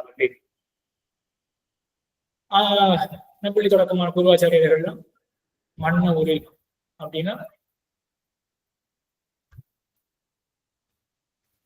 இப்ப அந்த மன்னுதல்ன்றது வந்து இப்ப என்ன அந்த புருஷார்த்தத்துக்கு விசேஷமாக ஆக்கி நிலை நின்ற புருஷார்த்தத்தில் இருக்க விரும்பில் அப்படின்னு. இப்போ மன்ன ஊரில் அப்படின்னா மன்ன வேண்டும் என்றால் இப்போ நேர இவர்களுக்கு கால பரிச்சேதம் சொல்லப்படுறது கிடையாது. புருஷார்த்தமானது வஸ்து பரிச்சை அபரிச்சின்னமா இருக்கு. அப்படிப்பட்ட புருஷார்த்தத்தில் நிற்க வேண்டில் மன்ன இருக்கு. நிலை நின்ற புருஷார்த்தத்தில் தான் நம்மளே சுத்திங்க இருக்கு. நிலை நின்ற புருஷார்த்தத்தை பற்ற பார்க்கில் இவ்வளவுதான். மன்ன ஊரில் இவ்வளவுதான். நிலை நின்ற புருஷார்த்தத்தை பற்ற பார்க்கில் அப்படின்னு. சரி 5ஆம் பாட்டு.